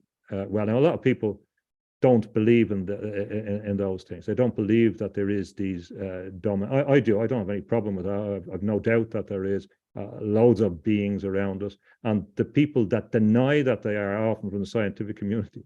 all their compatriots have been working with these things for generations and are working with them. So it's exactly. Well, and Steiner, James, I was just going to say, a lot of people nowadays, I think, look at Steiner as a philosopher, a alternative thinker, a scientist, but he really was a mystic, and he was going into places and seeing this and experiences them himself, as Bear was saying, a true luminary. And that's a really important distinction. He had psychic experiences from the time he was a boy, and he could perceive these things. So he could perceive these things on the etheric dimension. He's very good on understanding the significance of Ireland, which many other people don't do. And that's one thing that gives him credibility in my eyes, that he understood that Ireland was very significant, far beyond the context that a lot of people understand, for a long time in relation to the mystery traditions, in relation to the etheric domain. So he understood that. So he could obviously understand it on a different level, because he did go to England, but he didn't have experience of that. So he could perceive things at a distance and throughout history. So can you speak a bit about the role of the Theosophists, at the time of Steiner, when they kind of, I don't know if we say parted or went in slightly different directions, but what was their role in all this? The Theosophists, there's a whole range of them. Like, people forget about people like William Judge from Dublin that went to America and broke off there. But there is the big break, as we know, was associated with them going to India, and the Bodhisattva question, the question about Krishnamurti and this boy, and whether he was Maitreya and the Christ reincarnated. And that was the specific reason that led to Steiner going from them. But Steiner had always maintained separation from the Theosophists. They invited him, but he still did his own thing. He had his own publishing, his own books. So they came to him. He wasn't integrated in them in some sense, although he built up their community from 300 to 4,000, 10 times, whatever, before they left. And a lot of them went with him. And he worked with Annie Besant, so it was after Blavatsky. Renee Guénon says that Blavatsky was not just non-Christian, she was anti-Christian. As a traditionalist, she wasn't interested in Christianity. Now, there's a particular stream that people forget about that's critical. And Suzanne Marchand has done an academic book on German Orientalism and Empire. Now, in that book and in other articles she's written, she explains how Orientalism was critical to all German theory and philosophy, the whole lot of it. And ultimately, she believes that it destroyed Germany, this fascination with Orientalism. And Steiner perceived that before anyone did. He said, no, we have to focus on the Western tradition. This is the basis of our advance. And in the context of them he didn't believe that Christ was going to be reincarnated. Except in the etheric domain. So he didn't believe this thing, the Bodhisattva question, as Krishnamurti kind of corroborated. And as a result, he did believe there would be a Bodhisattva incarnated in his lifetime. Some people believe it was him. Some people think it was Valentin Tomberg. Some people think it was Krishnamurti. But anyway, that was an obsession that the Theosophists had. But for Steiner, they didn't have the Hermetic tradition. They didn't have the Christian Kabbalah and Rosicrucian Hermetic tradition that was the basis of a lot of his insight. They didn't sufficiently recognize elements that Goethe would have had, and even his association with Masonic context that was specifically related to Western tradition, going back to, well, the Mid-East, if you like, and including Egypt and that. So he saw this danger of Orientalism. And then also Blavatsky had problems with spiritualism. She wasn't really into spirits and all that. So his viewpoint was much wider, and he believed that you had to integrate the different elements. When he met Felix Kogushki, and who informed about plants on the train to Vienna and led to his lifelong understanding of the tradition of plants because of the culture of plants, like a kind of Gandalf figure who he talks to on the train. He was obviously a sociable chap, and that led to his understanding that there was this knowledge that was forgotten about in Europe, right at the heart of Europe. So what he was saying is that, well, actually in Europe, this tradition that we have, and including in places like Ireland, was of the highest tradition. And he also believed that it was related to Atlantis, that some of the Atlantis knowledge had actually come to places like Ireland, and that there was a connection with them, and that there was clear evidence of a very deep culture in places like Newgrange and that, where they again, they have quartz all over the place. So he fell out with them over this Krishnamurti issue. At that stage, he developed his mystery plays, developing on from people like Edward Shure, and he'd have in his mystery plays, he'd have Christ and Lucifer and Ahriman and these figures, and Kagushki comes up, a plant healer, comes up in that as well. So he's fitting himself into this mystery tradition that came and the Eleusinian mysteries, and this came about because a number of thinkers, including, and Yeats as well, went on a similar path trying to develop magic. What they said was, and they specifically point to Huxley, they understood that this was an ideological effort to clear everything. When George Carlin says they want it all, he means they want it all. But people don't understand. They want your soul as well. They want your spirit, and they're really going for that. That's the biggest prize. And these guys understood it. So they knew they had to create a reaction. They didn't believe that the church structures understood what was happening. So they didn't believe that Christianity, as it had come to had sufficient resilience in order to respond to the issue. So they had to go back to an earlier position. So he's quite happy with the church in many ways in this earlier incarnations. He would have accepted, I think, that the Celtic Christianity, he would have accepted their knowledge before Constantinople and the Council of Constantinople. So, but he didn't want to throw out the discipline thing. He understood that the scientific method had come out of the scholastic method, and that most of the great esoteric thinkers were associated with the church or in some way, going back to Roger Bacon and the discovery of the Bishop Grosseteste, who researched light, guys working at 1200, that science didn't come off the ground. It didn't come from theory. It came through the practice, and the church led the practice. In fact, if you look at automatons, who I've talked about, automatons, it was the church that developed them. When you went into medieval churches, there were all kinds of moving figures in them. They developed the technology. That was where Descartes saw some of the figures that led to his thinking about the nature of beings. So Steiner was against this Orientalism and emphasized Occidentalism, the Western method, and the Judeo-Christian method. He believed that was critical, as allied to or integrating Hermeticism and all the different, and Kabbalah and all the different traditions, including the folk tradition. So he understood that there was something wrong with this. There was something wrong with shifting towards the Orient. He believed Lucifer had been incarnated in the Orient, and they were too Luciferic, that they didn't have the sufficient balance, and that it was inappropriate for Europe, and it would destroy itself from emphasizing this. So he was going against the grain by referring to Christ, and he couldn't obviously do it in the traditional way. So he had to describe it as he saw on a different dimension that was real, and that if we gave it up, that the kind of game was over. So he believes Golgotha was, and for non-Christians and without the church, that it was the most significant event in the evolution of human consciousness. Now, Jung has a similar view if you read closely, and also people like Ivan Illich believe that our concept of life and that comes from there. Last point, I just say on this, a lot of people now are repeating, in this repeating mechanism, they're repeating things about the churches. Now,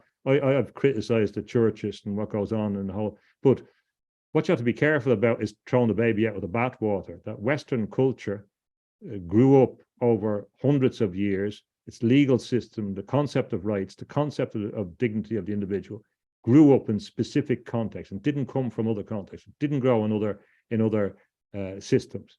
So if, as Barfield and others taught, following on, who was a lover of Steiner, that we had to develop our consciousness, we couldn't go back to a previous position. We had to go to a final participative mechanism which integrated our former things. And the final point, people talk about duality, and they say there's Luddites and there's high-tech people, but as I was talking to Mike, there's also what Alvin Toffler talked about, the techno-rebels, the people in the center who master technology and understand its limitations and say, hold on, we're taking control because we're not letting it go too far. So there's not just Luddites and mechanophiles, because I think love of technology becomes a kind of fetish, like in sorcery, gadget worship, as Norbert Wiener talked about. But there's the techno-rebels that were predicted by Toffler. So they understand technology, but understand its limitations and seek to master it. And they're the important group as well that comes into it. But theosophy was an element of his thinking, but he really superseded that with anthroposophy. And if you think about it, theosophy, of course, existed long before theosophy with a capital T. It's the study of wisdom, divine wisdom, and many traditionalists don't think theosophy with a capital T was even theosophy in that sense. And Steiner says, okay, well, we can't operate at that level of the stalactite. We'll come at it from the stalagmite as a stalagmite and build up from the ground. Anthroposophy, start from the individual and work from the imago Dei upwards and learn about ourselves in relation to the environment. And he also understood that the Christian force was associated with incarnation and nature, and it was necessary for the connection to the earth.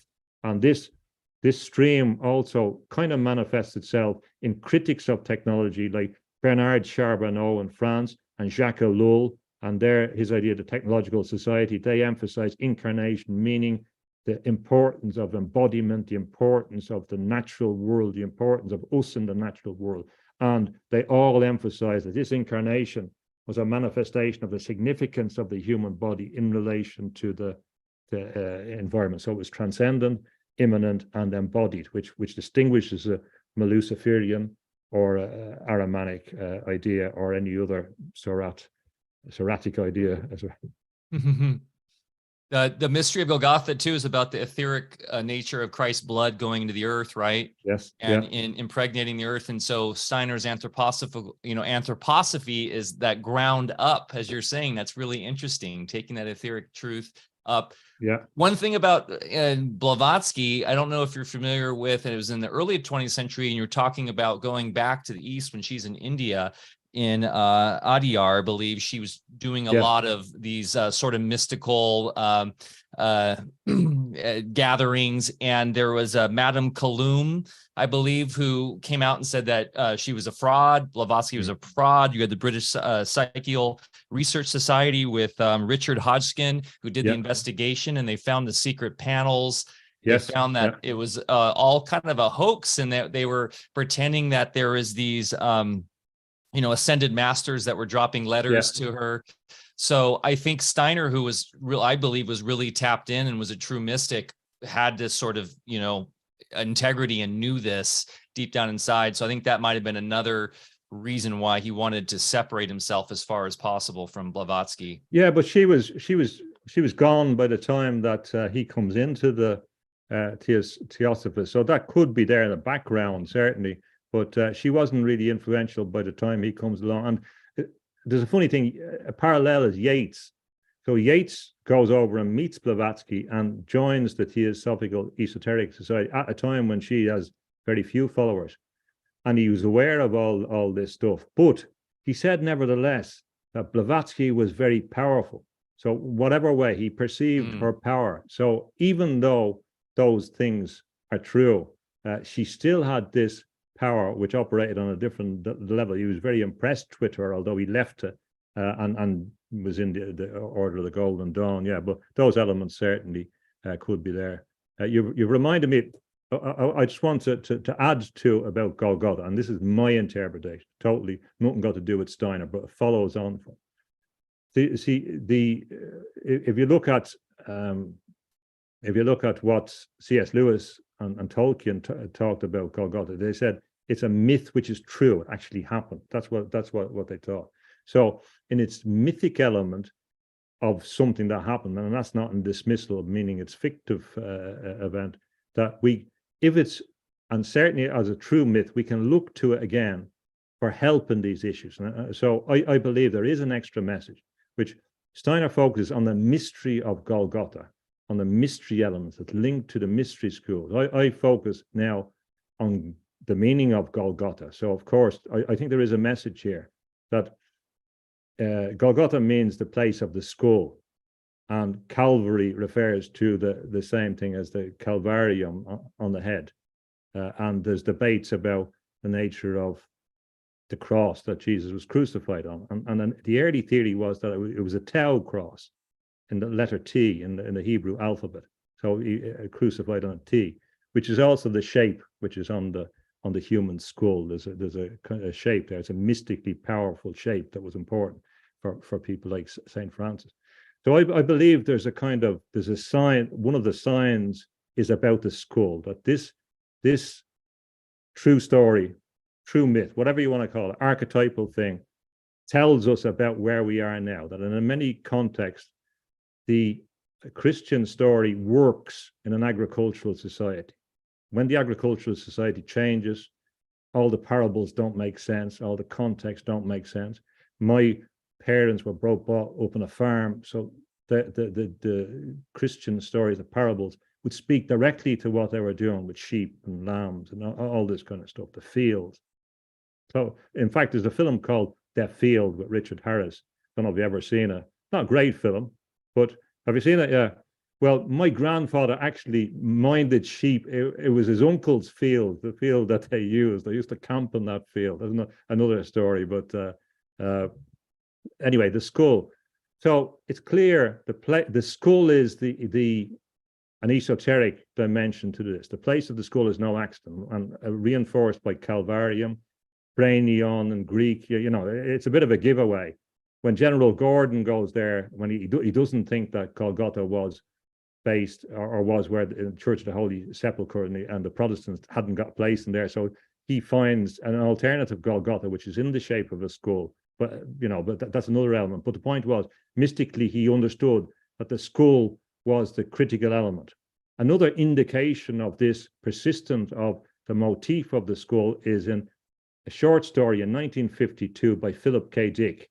It's well worth reading. I don't know if we should tell you or spoil it, but it really explains about a Christ-like figure who appears in 1962 in, I think it was in Colorado, somewhere in America, and he explains how we might have a through time travel, a resurrection, and how the skull was critical. It's well worth reading. But again, the point, Philip K. Dick understood that through his focus, that the skull was the critical element. So the skull in the pagan traditions, in the Irish tradition, is the home of consciousness. It's a magic thing. In Babylonian magic, you use the skull for necromancy to contact the spirits and particular spirits. So you actually use the skull. So they always knew that the skull was linked to consciousness and to the other world. So you wanted to secure the head. You use the head in sacrifice. Louis Le Brocq, the artist, draws the heads or kind of skull-like of artists, and because he refers to that magic box tradition in the Celtic tradition.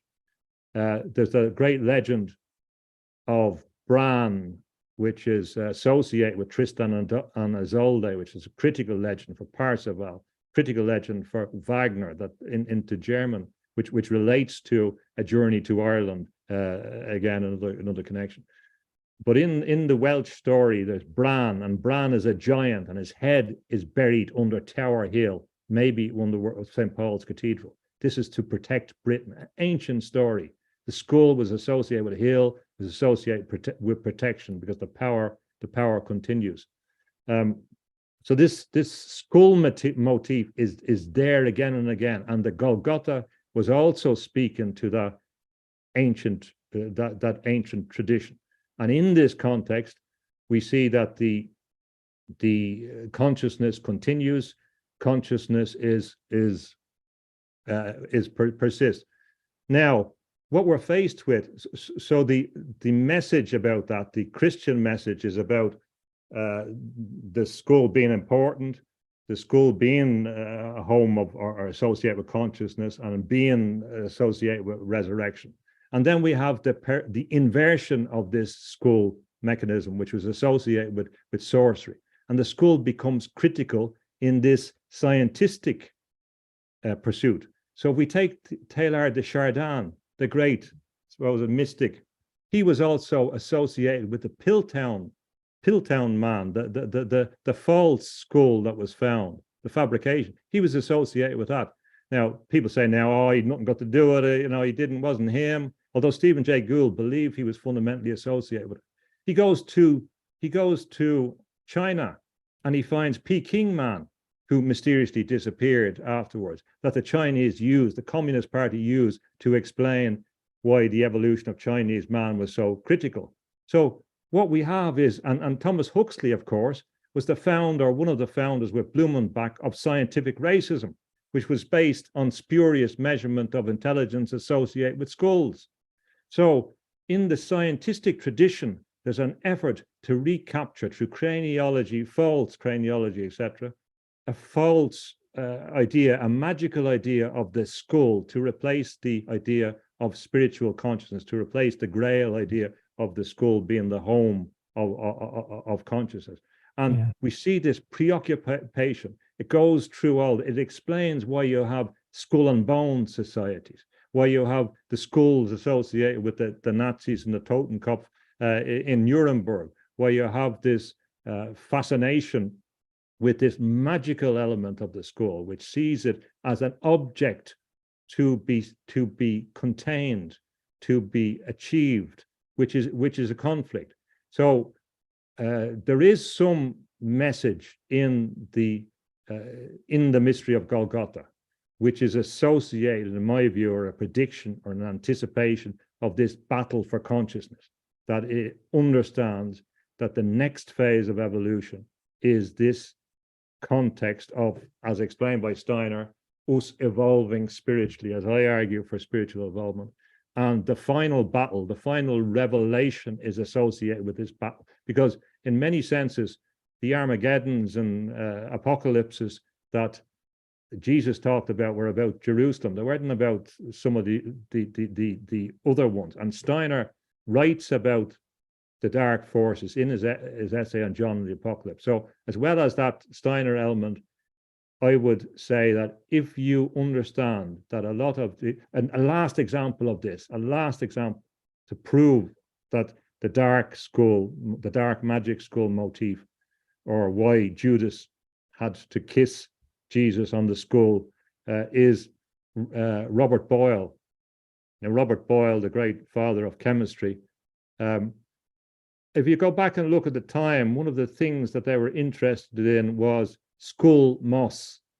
And this was taking moss off skulls as a medicine and making the skulls into a medicine. So it's effective a type of cannibalism. There's books written about that. So they were never short of skull moss, because there was always skulls from Ireland, because of course they're beheading people all the time over there. One of the people that's lauded as a great noble writer, Gilbert, used to put the heads of the decapitated men, women, and children outside a tent. So when you were negotiating, you had to walk up between the skulls on the way. So the poisonous chemicals have the skull on it as well. The pirates have the skull on it. This is the dark skull and the dark quest for consciousness.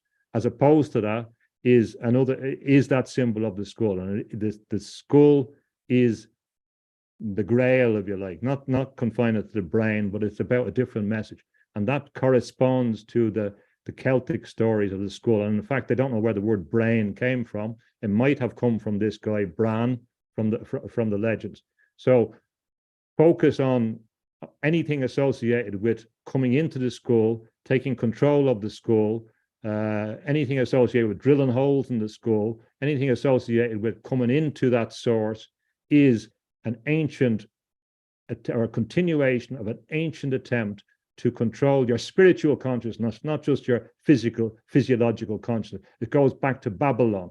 It's proven by the people that study the runes and the cuneiform text that this is what they were explaining, and this has never gone away. This fascination with consciousness. So that's what we're talking about. So it's not just a little thing to help you drive your car better or to help you work longer or whatever. That's all nonsense. The coming for your eternal soul. Now, I don't say that people afraid. I say that to liberate people. So not to concentrate on the things that are irrelevant and to concentrate on the other things. So just bear that in mind when the school motif is a part of the message. And the last point, sorry, no, go ahead. What are they investigating in relation to Alzheimer's? Tau proteins. It's quite incredible. The word tau. I know it's an acronym, but TAU. My belief would be that link, the chance link or deliberate link, and the use of the word tau in relation to the proteins helps us focus. That there's a sign there that the spiritual tradition would say, pay attention to tau proteins in relation to microtubules, consciousness, and efforts perhaps to control consciousness. This is also interesting in light of the metamorphosis of the human form, because the skull would be considered the salt pole or the neurological pole or the male factor. And the neurology, the neurological pole is actually an extension of the heavens. It's receiving the information. The skull is considered the salt pole because it's the most solid object of the body. It protects the neurology. So it's all about receiving those higher impulses. Now, when Mike, you said, about the blood of Christ reaching the earth. Well, that's in fact what happens when those impulses come through the neurological pole. That creates a metabolic pole, which is the creation of blood. Blood then becomes dead in a way, but then on the ground in that realm, on the south pole, which is the carbon, the earth realm, then that makes life possible here. And then, repeats the whole cycle. So you have the salt pole, the neurological pole, the metabolic pole, the blood pole, and it all fits in with this. Now, if you invert the whole thing, of course, now you're, reversing that ability to receive those higher impulses, which the neurology is, from the heavenly realm, we'll say. Yes. So, Yeah. and then, when you look at our human form as a representation of everything that we're talking about, and then, of course, we look at the more mobile structures of our body that, are given life by the metabolic pole, the blood, and we look at the extremities, they're flopping all over the place. Well, then that allows the third element that the alchemists even talked about in their own jargon, which allowed for the mobilization of the human form or the exercise of free will.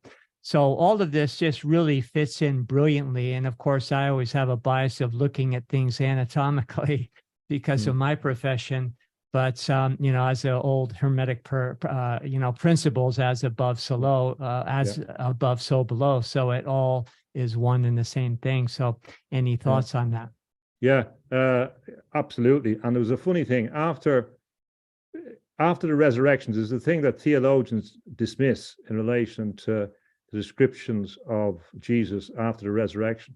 And when they had the meals and that, he talked about salt, and salt was critical about being salted. So again, for me, it was a re-emphasis of the crystalline form, the significance of the crystalline form. Not going to do a seasoning, as they say. It's got to do with the crystalline form, and myelin and the nervous system is liquid crystal effectively. And there's the idea that we are water, liquid crystals, or at base, and so that fits in. The blood is, well, bloodlines, we know about that, but the royal families and that are fascinated with blood, and I have an anecdote that I'm not going to tell you about that, but the blood connection is critical, and understanding blood as a mystical element, and again this crystallizing elements in that is important. And of course Burma explains things in terms of mercury and salt as well, and again a crystal and a mystical force going together. So what's happening if you look at Arthur M. Young and explaining what everyone knew in all the traditions, is that the spirit comes down through various iterations into material matter, and then it goes through minerals, plants, animal stage, in its process of development, hopefully becoming some kind of angelic being or up a different level. So what's happening is now the sorcerers are trying to bring us back down into matter, into the Ahrimanic context. So we're going through a process of devolution, of reverse evolution. It's not evolution at all. So we can see already, if you don't understand it, that they're referring to humans as animals and hackable animals, and hackable in two senses in relation to digitally and literally, unfortunately, because they're going to induce chaotic situations through fragmentation of social context in order to make this work, so that we'll be begging for the robots to marshal us and give us order again. So they already treat us as animals. People forget. I come from Ireland, and people forget, for example, when Frederick Douglass came to Ireland, the great ex-slave liberator, he said he'd never seen such poverty as he saw in Ireland. When the theories of evolution came out, people don't understand that when they're talking about humans as monkeys, that the Irish would have been, it's about evolutionary context. So the Irish were white chimpanzees, apes, the whole lot. So this is and this continued up until when I was in London as a student. You could still see these stereotypes being represented in the media. It's quite long. So we know they regard us as animals, with different ones based on the skull things. Scientific racism from people like Thomas H. Huxley. Another curious thing about that is that if you look at the legislation on criminalization of homosexuality, a lot of it came from the late 19th century Britain through the empire. It didn't come from the church. It didn't come, and this has been another selling of scientism, another corruption of the historical record. There's books written about this, the spread in the British Empire of criminalization, and then people blame the church. It had nothing got to do with it. The Catholic Church certainly had nothing got to do with it. But so we know that we're being treated as animals. Philosophers are already discussing the mentioned park that you're going to live in, your 15-minute cities. And various types of zoo. They mightn't be as nice as the zoos that you see when you go, to visit them, because I think they're not going to be as pleasant as that. I think they'll want to have entertainment for themselves when they're hovering around in their little islands and that. And actually, talk about that. Dr. No, what was he involved in? James Bond, guano. It's also in Dr. Strangelove. There's a colonel that's interested, that's working on guano. They're signaling to you. So where do we go after that? We know we're animals. Where do we go after that? We go plants. How do we become plants? Well, all this equipment we're dealing with is called plant in technical terms, and the telecommunications people talk about plant, an electronic plant. And of course, the essence of the technocratic system is to establish a system of control of electricity, which will be the economy. So they're going to abolish all the economy. They'll charge you on the basis of your use of energy, and they'll turn you into an energy measurement system, like in the Matrix. But once they form, as Shakespeare said, like bore with a little pin into the head, and when he's talking about Richard II about death waiting and the antic waits, and until at last it comes with a little pin. Well, he's kind of predicted what they have. Once they come in, then we're linked to the system, and then we become plant as well, literally, and that can continue with the crystallization or the crystals in our body, or the insertion of nanotechnology, carbon filters, graphene, etc., whatever, in the body, surreptitiously or obviously, or with our consent. And then that next stage, as we become more integrated, we become mineralized. We become this silicon. So then we become possibly, if it continues, because obviously they're at this stage now, they can manipulate our body, but in 100 years' time, the next development may be that they can prolong life, prolong your imprisonment in some material form, which is the ultimate objective. So this is where it's going. So it's not advancing. And the last point, they come along and they get involved in all these fights, Darwin's bulldog, and they tell you, well, oh no, you weren't a creature of divine consciousness. It was all evolution, evolution, evolution, evolution. And then all of a sudden, once they win the argument, they say, well, now we have to control evolution.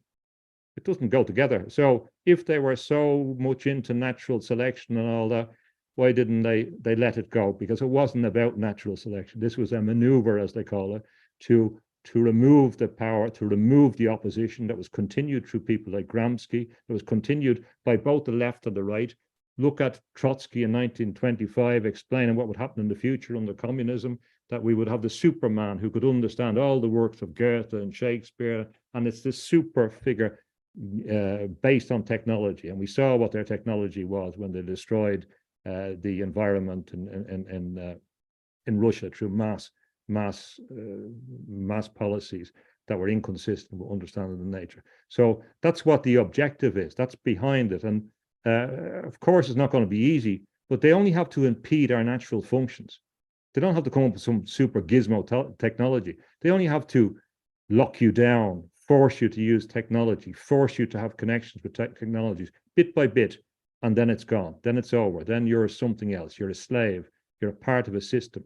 You're a part of the perverted idea of the Christ force that Teilhard de Chardin had and was anticipated as Bernard Charbonneau as a prophet of totalitarianism. So yeah, it all links, and we have to think in those terms, drawing on all those things with the real traditions that you do and the real investigations that you do, using proper science, informed by its history, to give us solutions.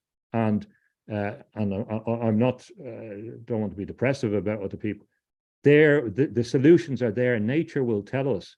The plants will tell us. The animals will tell us. The earth will tell us if we open ourselves up to it. If we evolve. So part of this is an invitation for us to evolve to the next level, so that you do want to come back, Bear, the next time. So you do want to be, you do want to come back to see us. Only if the insane aren't running the asylum, then I might consider it. Yeah. So totally, maybe totally off topic, but I heard rumor somewhere that you were maybe a fan of Luther Burbank. Yeah, I was, when I began to follow the threads, I began to find, because he did the book by Yogananda was Autobiography of the Yogi.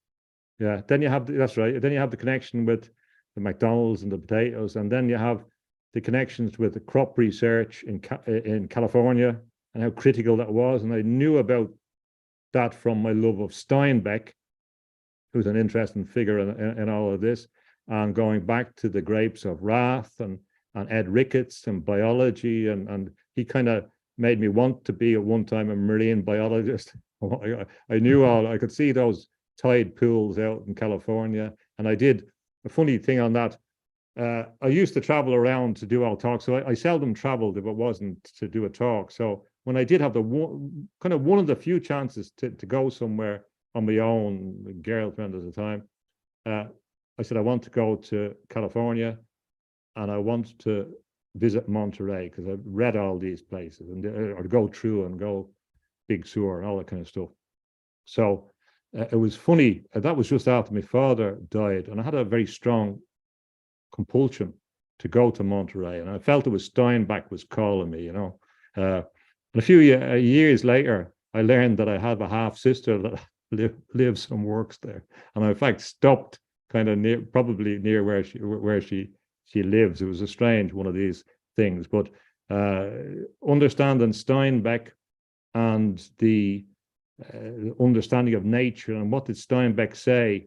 That the preciousness of the mind of man was under attack by the group, and they were coming for the lonely mind of man, and that the only thing that any greatness ever came from in human culture was the lonely mind of man. He said that in East of Eden. He said it, I think, in his Nobel Prize acceptance speech. And he understood that the forces of technology, and in particular focusing on the tractor and the Dust Bowl and the origin of the the movement of people from Oklahoma, etc., was through intensive farming, through speculative use of finance, and that caused the ecological crisis that led to. And then in California, of course, you had this concentration of that industry, which was part of the imperial system, and then Luther Burbank, and that you have various figures. Of course, the word clones as well comes from a plant context originally. So I was trying to explain in the book that a lot of our terminology, a lot of the words that we think are high technology, come from a plant context, and a lot of people don't understand that. So most of our knowledge of kind of the future is really plant-based, and that's an important thing, to begin to think that through, to think how they're thinking, to think how they use these models, sometimes at an unconscious level, sometimes at a conscious level. And it will help us understand that we are to be farmed, we are to become plants, and that everything associated with their management is to organize us. So when they bring in different plants, as they move people around, why did they bomb Libya, for example?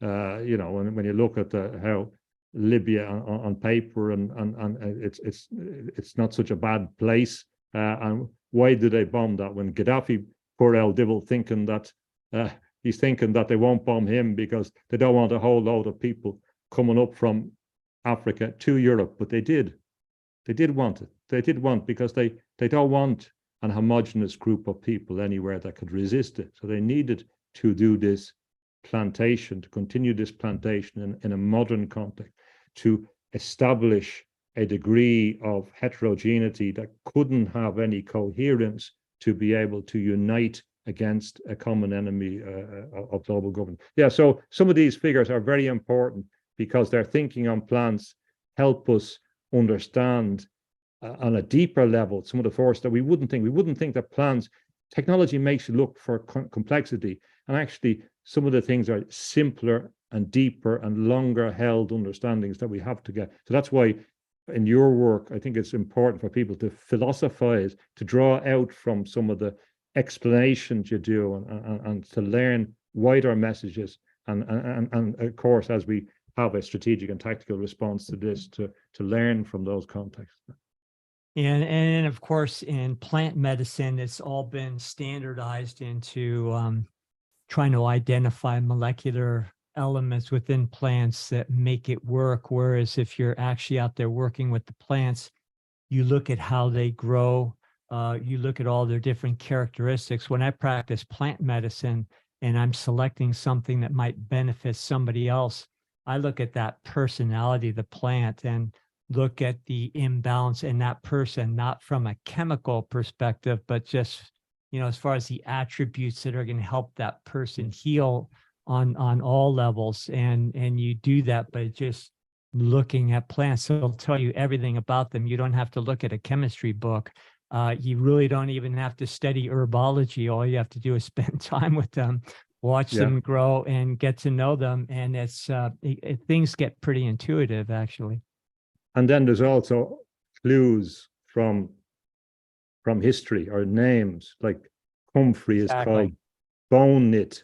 It's a bit of a giveaway, and it's been scientifically proven that people didn't believe it.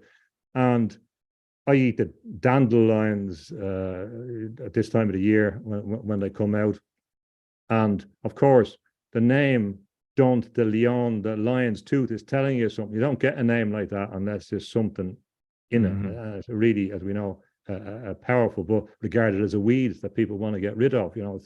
With this poisoned skull, they want to get rid of their dandelions, etc.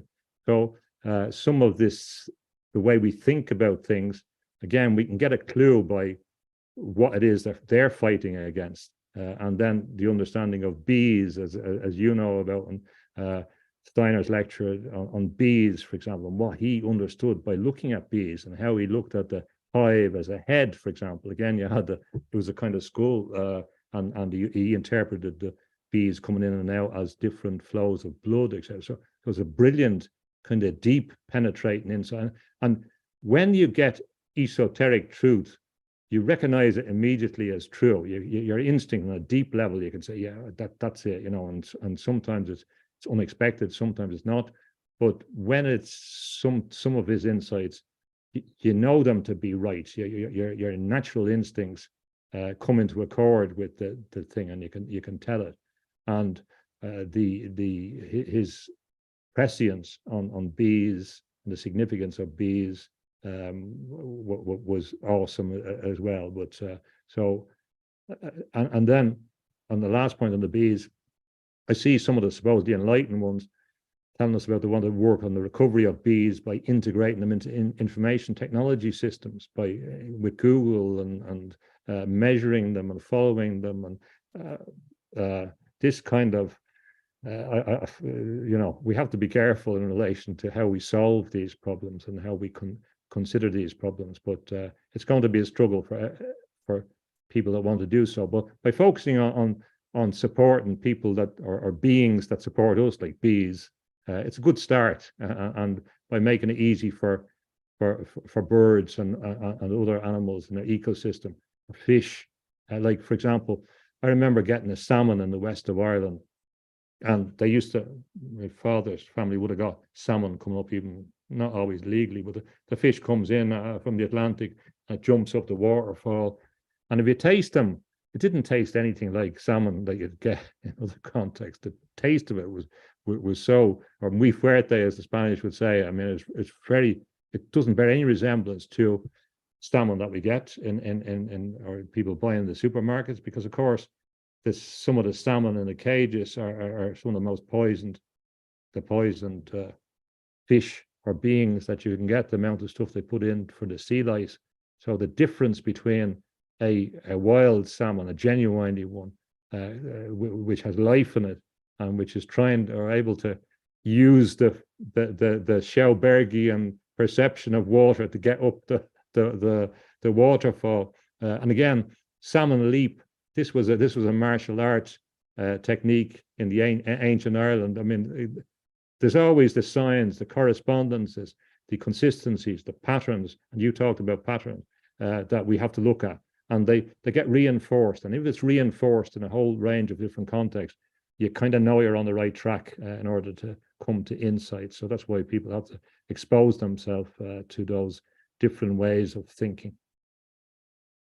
So, James, this has been more than delightful here, and I don't want to abuse your generous time here. So maybe if you have any last thoughts, or maybe inform our audience where they can find you, where they can get your brilliant works, any final things you'd like to share? Yeah, jamestunney.com. I'm not on any other social media. There's a website that people can have a look at. The last thoughts on a positive note. What's happening in a mystical context is that there's new families forming internationally, globally. And these are people that are of their own will shining their light. It was anticipated in notions of the congregation of light. So I describe it as a mystic murmuration. It's happening now. So that people will move individually into different networks of people that will operate on a number of levels, including telepathically in some senses, that they will begin to communicate in an unstructured way. Every structured context that works at some level, it won't work at the top level. So there is a movement of connection, a counter movement, a counter force, which is happening, and that will help concentrate an analysis. It will help concentrate a communication network. It will help inform people. It will help the level of consciousness arise. And those individuals and others will begin to understand the need to emerge from the chrysalis, or they turn into goo. That's the choice. You're going to stay in the chrysalis and turn into goo, or you can come out and be yourself. So I always say to people that it's as easy as that, to make a decision that you're not going to be a slave and that you're not going to be afraid. There are positive things, but we're looking at the history of anti-colonial struggles. We really will have to operate on a higher level with more imagination. Be careful about what we're throwing out. don't be so critical of other traditions. Try and work with them. Don't make presumptions that you know about other traditions. You may not do. They have hidden secrets as well. We want to come through our traditions to a higher level and use it as the springboard for spiritual evolution, through opening our heart, through loving nature, and through loving the divine consciousness as manifests itself in the Garden of Eden that we do have. And whatever disillusionment one might feel, when I'm sure when you go to your garden, you feel that you're in a heavenly space when you're there, or when you're out at the sea. And I certainly do. So it's a great place. We can't get too disillusioned. The problem is we need more of access to the earth, walking barefoot on the earth and earthing than otherwise. So I want us to be positive.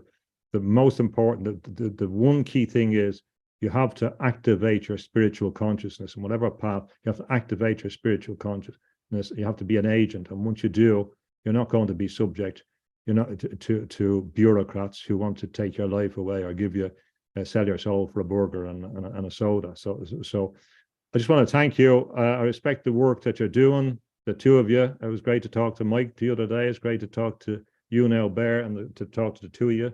And I really appreciate, and we give each other sustenance in the mystic murmuration when we begin to see, and we go through our various struggles and insights, and we vindicate the path that we're on in our own different perspectives. And when you hear the echoes of other people's works, and it gives inspiration and hope. And so there is going to be a survival of an evolved form of human consciousness, which is proper consciousness, drawing on all the past and drawing on all the traditions, and for people that want to, and the other people that want to live as slaves, as gimps, if they want to do that, if it turns them on, good luck to them. But there's no intermediate path anymore. So we may be taking the middle path, but there is no middle path between the good and evil in this. So I want to thank you for your time and consideration, and I hope I didn't bang on too much as I am wont to do. Not at all, James. Thank you so much. Thank you. Thank you, James. This has been as awesome as I thought it would be. Everyone go to jamestunney.com. The link's below. His books are there. His art, we didn't even touch on a little bit on your art behind you, but love your art style. You guys can go check out all his interviews on there as well. New Thinking Aloud, Mishlove and you have done, I don't know how many, like 60. It's like amazing. Just 40. Yeah. Oh, 40 interviews, just 40. So go check that out. And thanks again, James, so much. Everyone remember, the answer is in nature. As I say at the end of every show, remember to get outside, get your feet in the dirt, go plant something, go for a hike. Mother Nature is our best teacher, and that is the prime solution. And it's decentralized from the inside out. That's where this all begins. And then we all connect, as we're doing with Alpha Vedic. Love you guys. We'll see you next week, same time, Thursday, 10 a.m. Have a beautiful weekend. Cheers. Thank you.